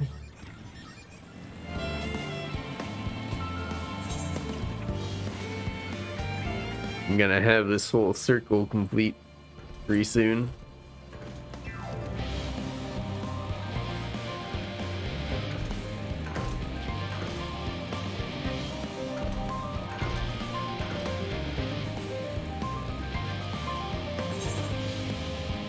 Okay, we want to go up here. The reactor is housed within this facility. I'll be the one to go inside and adjust the fire aether input. Hello, Brynholden, how are you doing? When I do, a rather large amount of water-aspected ether will issue through the vent at the top. Will issue from the vent at the top. I expect this to attract at least a few elementals, which we would both rather not be drawn into the reactor itself. Trust me. Can I ask that you put down any that draw too near? They'll pose you little trouble, I'm sure.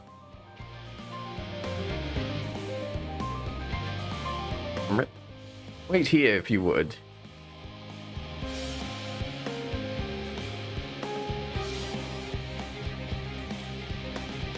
Alright. Gonna have a place to wait here.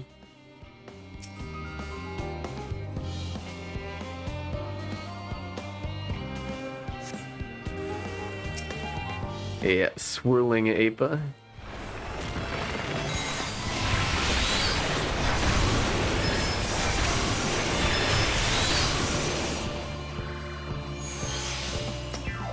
Swirling sprites.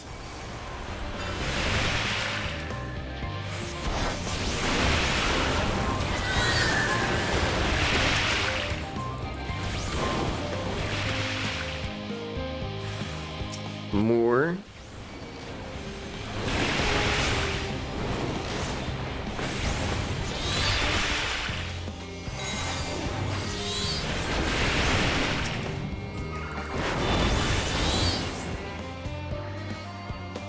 There we go.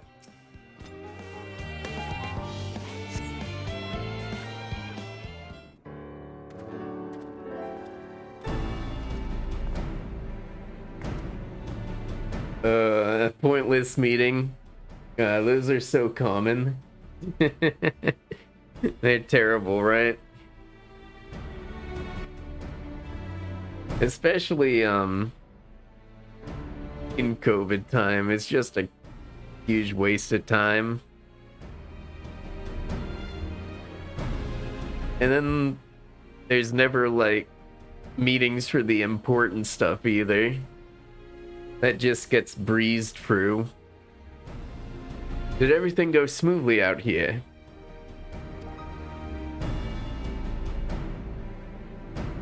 I thought as much. No major complications to speak of inside either. And the water aether appears to be venting properly. I expect Coco will have seen a difference in his forge flames by the time I return.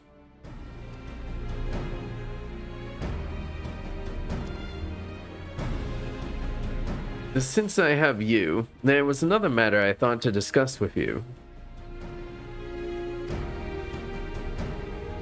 Nothing terribly important, merely something I've been considering. Yeah,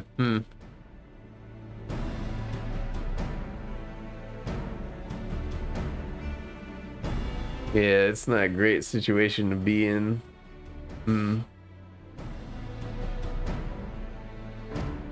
A part of this I shared with everyone, yet you, and only you, have been to Elpis.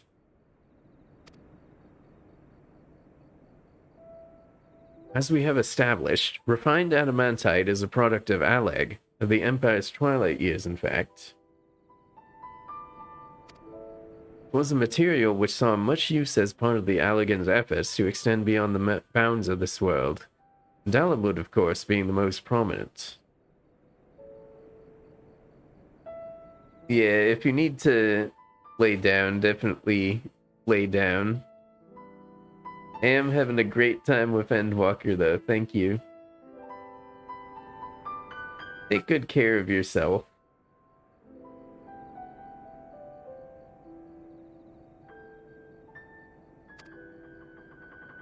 Of those who would push further, expand Aleg's empire to encompass the heavens and the stars above, perhaps the greatest was its infamous technologist, Aemon.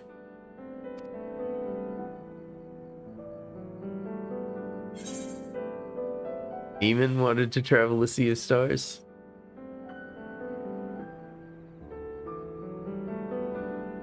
He did. He must have had his own reasons, however, for there is no evidence to suggest he retained memories of his life as an ancient. He only joined the Ascians once the Empire was all but dust, as you know. Not his memory, though. What drove him to pursue the idea with such fervor? And this may seem far-fetched, but what if souls, like minds, have a personality, so to speak, a natural disposition towards which they are inclined?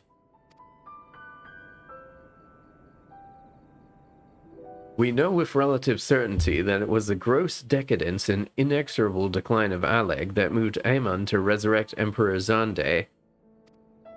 The Emperor's people spoke lightly of death and destruction, experimenting on those they deemed beneath them to fill the emptiness in their hearts. In facilitating Zande's return, Aemon provided these languid souls with the means to free themselves from the mire of their own indolence.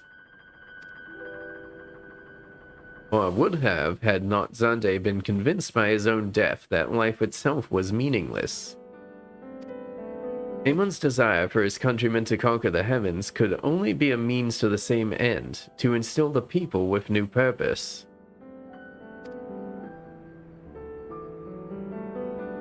Like Hermes before him, Aemon was appalled by how those around him lived, but could never bring himself to believe that those lives were devoid of meaning. And both of them sought that meaning, that hope, in the distant stars. And such is my theory, anyway. Ultimately, it's the consequences of their actions which matter. Their motives are of no moment, and yet...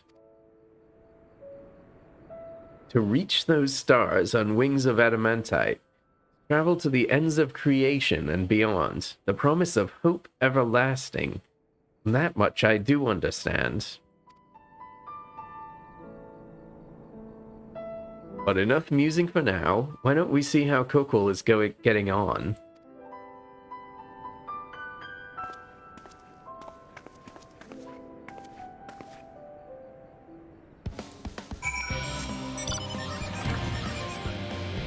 Okay. Might as well just make the full circle here.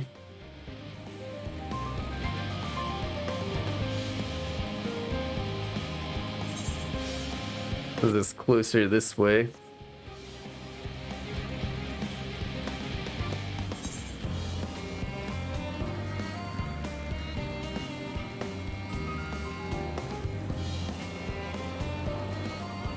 There we go.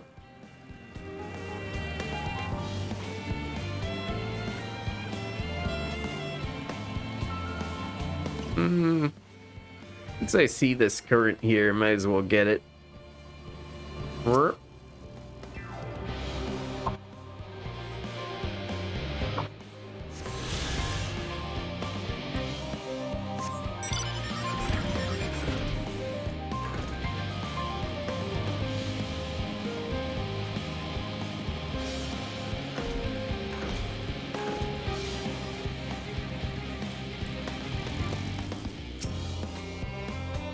Phew, I can feel those flames ablazing from here. Glad you found someone capable, Graha, but there's not too much left for you lot to do. Unless you can conjure up that refined adamantite any faster.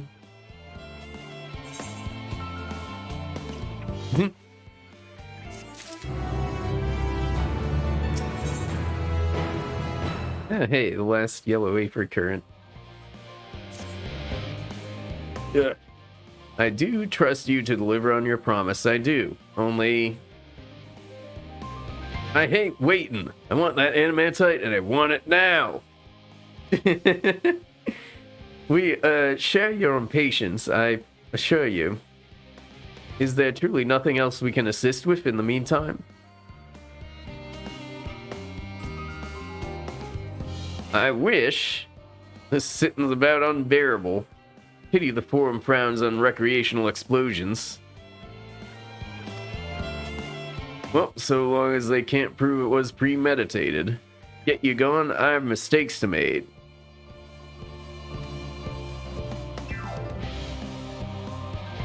In that case, I suppose I should go and return the key to the reactor. I'll have one more look to make sure that nothing has gone wrong, unintentionally or otherwise.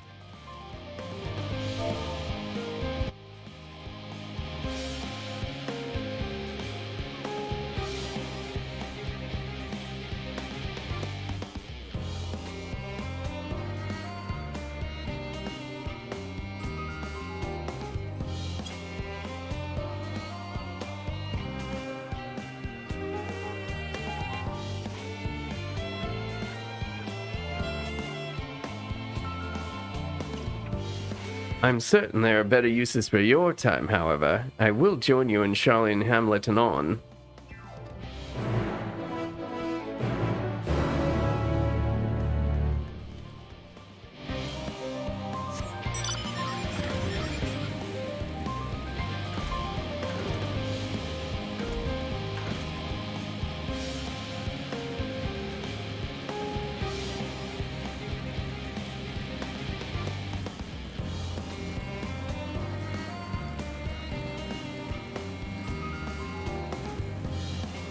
Let's head to this destination.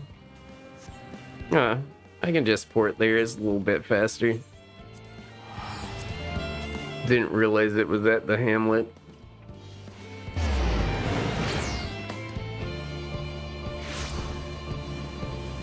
Wow.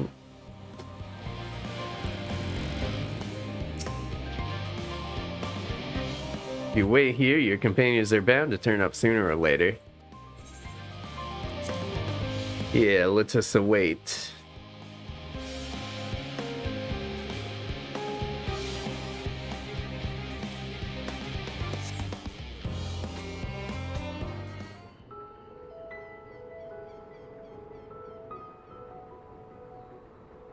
All set, I take it? Pretty much. Finished what we could. Delivered supplies, tracked down escaped animals. Trivial tasks as they may be.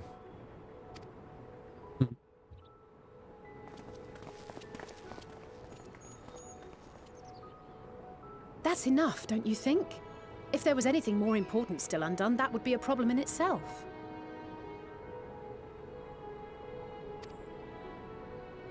The vessel is essentially ready for departure. All that remains is to load the final batch of supplies and see everyone on board. Once we've readied the ether burn. Uh-huh. Ah, had a feeling we might find you all here. Our consultations with the Loperites, too, have run their course. Pleased I am to say that our researchers' concerns have, for the most part, been allayed, though some insist on making adjustments to the very end. For their part, Livingway and her peers have graciously offered to stay and keep the people company, lest any lingering queries go unanswered. All that remains is to wait for the refined adamantite. Alphino, are you there? It's me, Cryo. Your special delivery has arrived. Round up everyone and come to the harbor at once. Speak of the devil. Let us go at once. Yeah.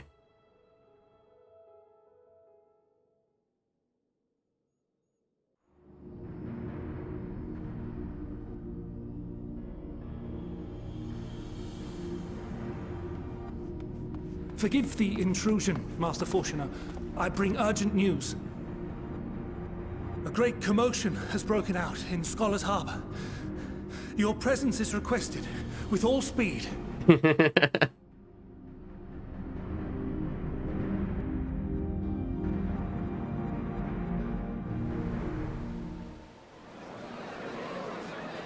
Now, where might this delivery be? Oh. Oh.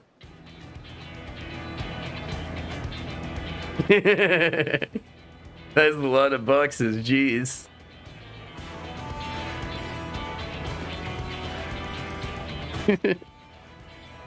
Whole bunch of boats and airships. It's very important, but we cannot accept these without the proper permits. By the 12! Surely, these can't all be.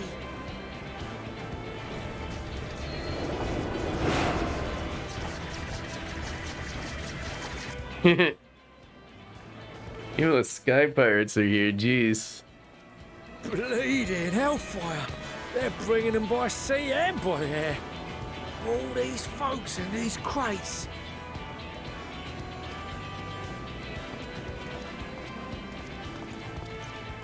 And more on the way. Got your adamantite right here. A bigger haul than any of these sorry bastards brought, and that's no lie. Yes, because you were charged with seeing the shipments from Gridania and Uldar here, along with your own. Give credit where credit is due. Sounds like the sorry whinging of a sore loser. An hypocrite to boot. Ain't no way a scrawny whelp like you took a dozen steps inside a Dalaman shard. I'll have you know I went all the way to the entrance. Furthermore, 'twas my contacts that enabled us to enlist the cooperation of the Sky Pirates. Left you outside so you wouldn't get anyone killed, did they? Well then, credit where credit's due, you did a right fine job sitting on your ass. Take that back. Make me. I will not stoop to your level.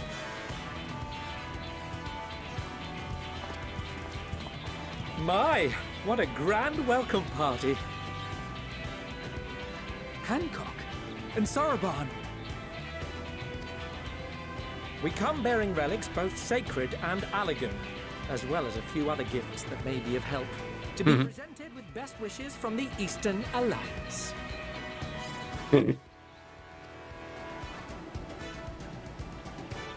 Our friends in Bosnia, for instance, have sent along a few artifacts for the brave allies of the Resistance. That's you. And we brought a number of items from Eureka as well, courtesy of one Ejika Sunjika. He says a little advance warning would have been appreciated by the by. They're just like going through and like, oh, you remember this content you did? Well, the people involved with it have sent a little present. I myself have come with a sacred relic of Rayson Temple. 'Twas passing fortunate that Senri's dango craving brought us. He wanted dango. We arrived precisely as Hancock was making his arrangements.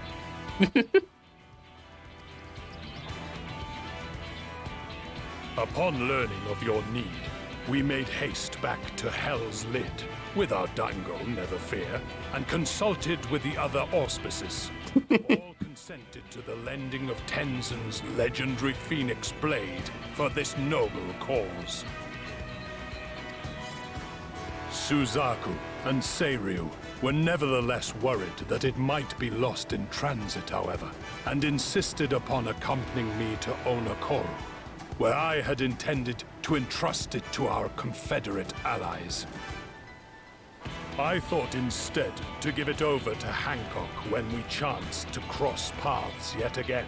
But alas, Seiryu remained ill at ease and ordered me see the blade into your hands personally or die trying.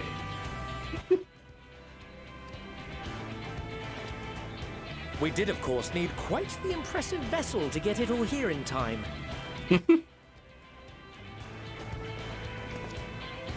Fortunately, our majestic associates have been more than helpful. 'Tis an honor to join the Warrior of Light on another adventure, they tell me.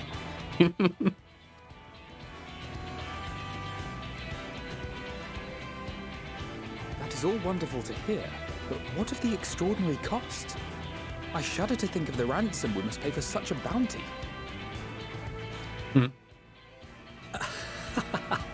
Fret not for your coin purse, young Alphino. Lord Lolorito looks ever towards the profits of the future, and thus the East Aldenard Trading Company went to some lengths to reduce the financial liability. And since the Scions funded the entire venture, not a gill need be rendered up in compensation. Everything is already yours. We funded the venture? When? Don't let the name fool you. This coin keeper knows a thing or two about spending.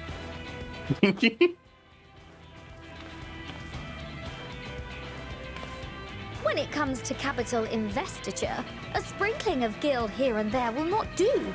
You need enough savings to make waves when it really counts, which is why frugality is paramount. We also have the benefit of a generous patron. Generous being rather an understatement. She has supported us from the shadows since the very founding of the Scions. air. We even had coffers to fill. Mother! Amelians. I remain, of course, an entirely neutral party. I simply thought our family's coffers were needlessly full.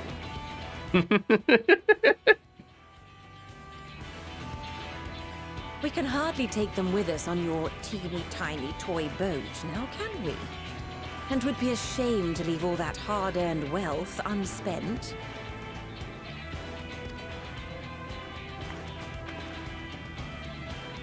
Waste not.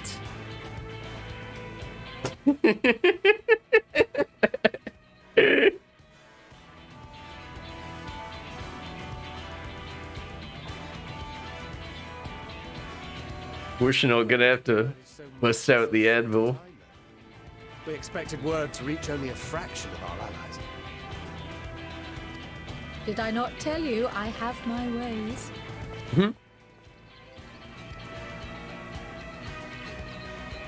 You were involved too. Hey, it's Sarenville. I received a letter from Cryle after we parted ways in Labyrinthos. She explained what the Scions were trying to accomplish, and why you might soon require the services of the Gleaners, spread across the world as we are. I pray you do not interpret this as a betrayal of Charlie. I accept that the Forum's aim in pushing us to our limits was to preserve what knowledge we have, and I bear you no ill will for it. Yet, in collecting that knowledge, what I came to appreciate most about our star is that there remains so much we do not know. That is why I chose to help the Scions, to combat the obliteration of those countless, undiscovered wonders. I held no illusions that they would be less demanding taskmasters. Though, rest assured, if I had, I would have been sorely disappointed.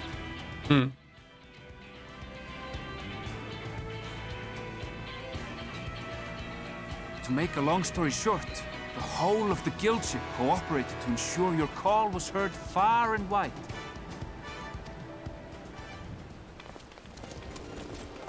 Hey, the Ironworks.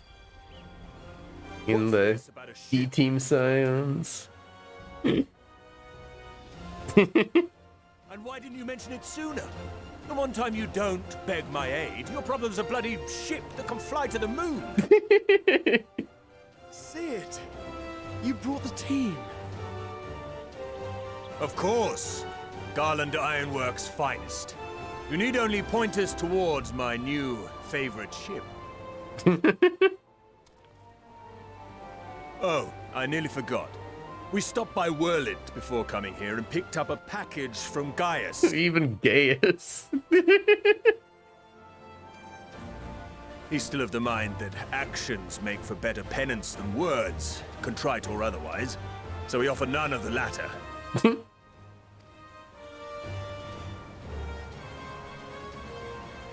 What he sent is an Allegan relic Valens used in his weapons experiments. Has a fair bit of refined adamantite in it, too.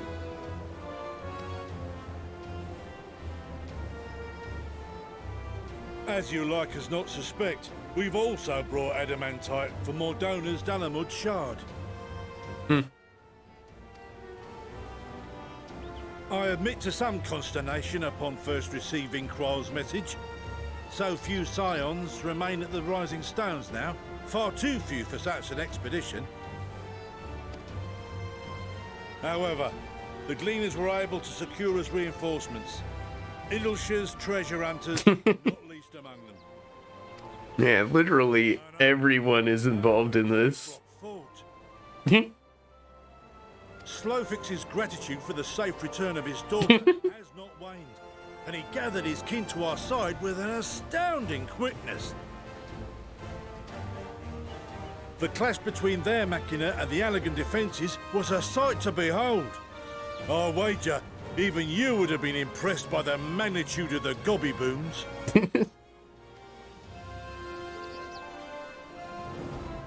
Fascinating as all this is, I fail to see how it explains your presence here. Does Razat Khan not have more pressing concerns?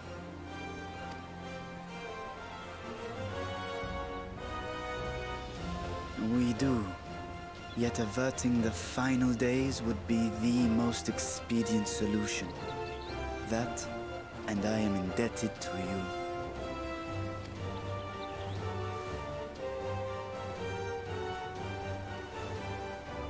Though they chose to take their leave of Thavnair, those you saved in Galimund remain my people.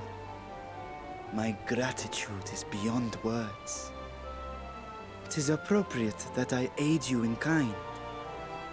If in the doing we bring salvation to others of this star, so much the better. You will recall that I spoke of my father, Midgard Summer, and his journey across the great expanse. As he traveled betwixt the stars, his resplendent scales drank of the ether in those nigh empty surrounds, and imparted to him the strength to persevere. Thinking they might further your cause, I called out to my kin for consent. Ajdaya's answer was silence, as ever. Tiamat and Hrisvelgre, however, responded favorably to the suggestion. My sire, too, stirred from his slumber long enough to speak and say, "Very well." Oh? Thus have I brought you his own worm scales. Fit them to your purpose, and seek a worthier fate for us all.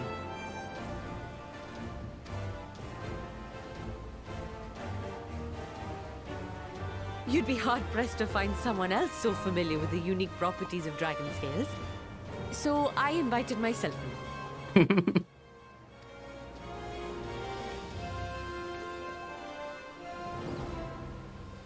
Bugger me, this is so unbelievable. I've gone right back round to believing it again. No kidding. Forget a 6% gain in efficiency. With all these goodies, we could get 7, no? 10, no? 14 bleeding percent.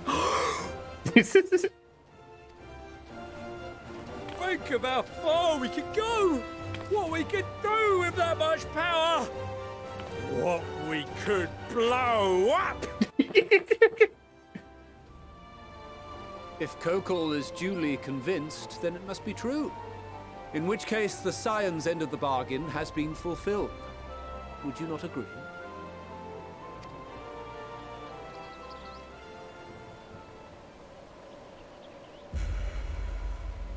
Glare.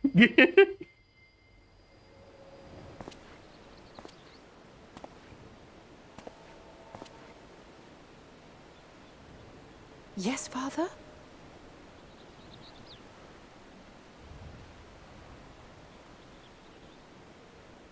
I know not what you seek of Hydaelyn, nor for what purpose you would take command of our ship. Yet this much is certain. To do so will be to dictate the fate of this star and the lives upon it. The lives of each and every creature, in their magnitude and their fragility. Do you understand? And are you prepared?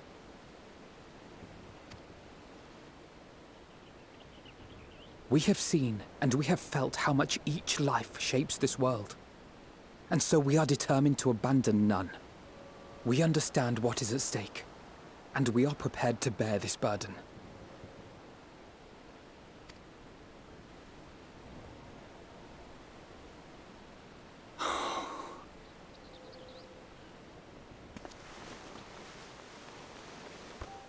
Then I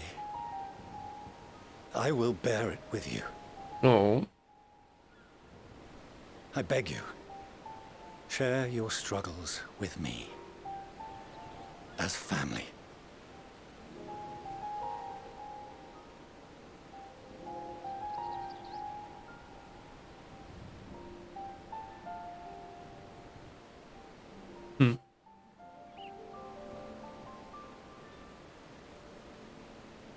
You grasped my fingers with such tiny hands the day you were born. I thought my heart might burst. 'Twas love and happiness beyond expression. Overwhelming. And a conviction so powerful that I trembled with something close to rage. I had heard the final days foretold. I swore to myself then and there that I would not let them steal your futures.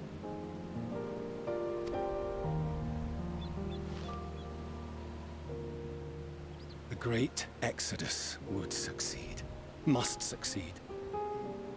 No sacrifice or sin was worse than the alternative. If anything gave me pause, 'twas mine own father. The Archon Louisoix openly decried Charlian's policies, a perspective which I regarded with increasing disdain as I grew older. Yet even as part of me thought him a fool, perhaps I also hoped that he, of all people, would devise a brilliant means to save my children. Well, a naive hope, but stubborn enough that I could never bring myself to keep you apart.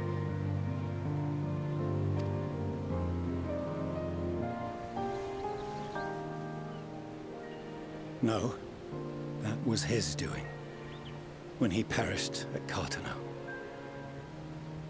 As we pulled that twisted slab of Dalamud from the sea, I remembered the warmth of your newborn touch. Chastened, I vowed never again to suffer any interference in my mission to protect you. No matter that you yourselves wished otherwise. Detest me, fight me tooth and nail, I would suffer it, and more, and be satisfied so long as I could force you onto the ship.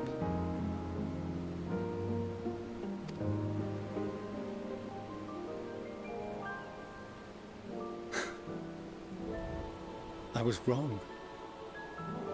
You two have grown so much stronger and so much wiser than I dared dream. You have earned the right to walk your own path, and already begun to do so. Good.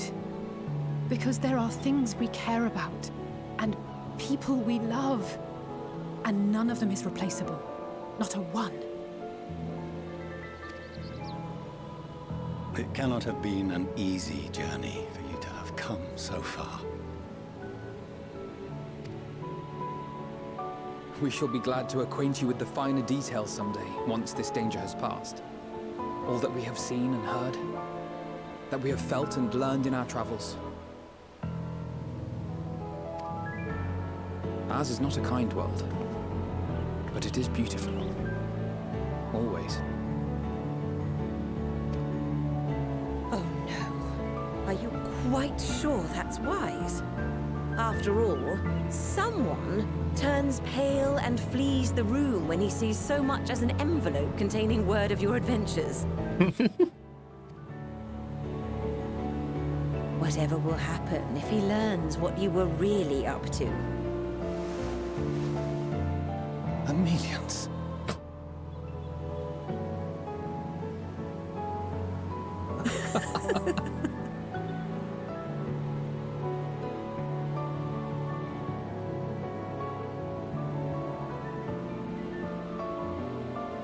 Though I have wronged my children most gravely, I owe you an apology as well. I assumed that it was the Scion's influence that made them so keen to charge headlong into danger.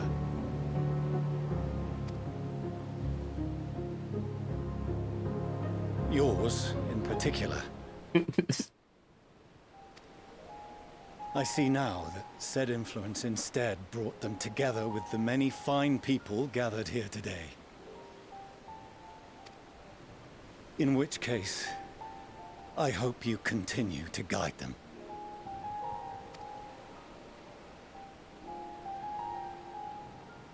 If we've finished loitering about the harbor, might I suggest we put our plans into motion? People are beginning to look confused. Perhaps you can spare a few words ere they resume the tedious lugging of cargo. You've no small number of friends and admirers here, after all. No kidding.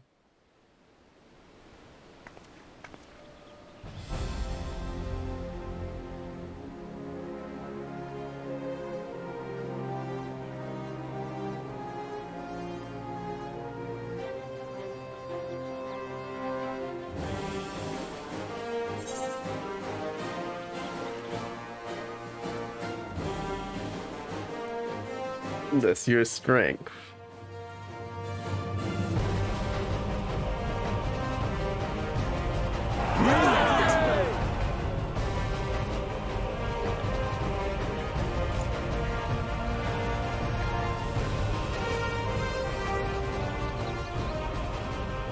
Your assistance is appreciated.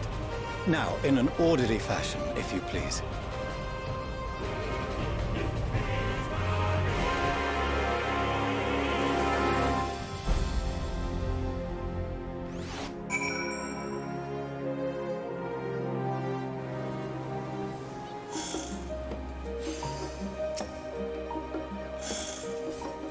We finally managed to clear the harbor, which means the rest is in the engineer's capable hands.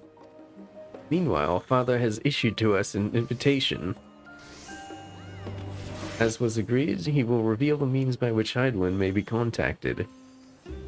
We are to meet him at Aporia when we are ready. Given the vital knowledge she holds, I suggest we leave without delay. It transpires, however, that the Foreigner's method for speaking with her is not without risks. I'm curious to hear what those might entail, but regardless, be warned. Most of those who arrived with the Adamantite have offered to stay and see to any remaining tasks that need doing. The Forum has already asked for my assistance in overseeing the process, so you needn't worry about a thing. Thank you, Tataru. We're off to Aporia then.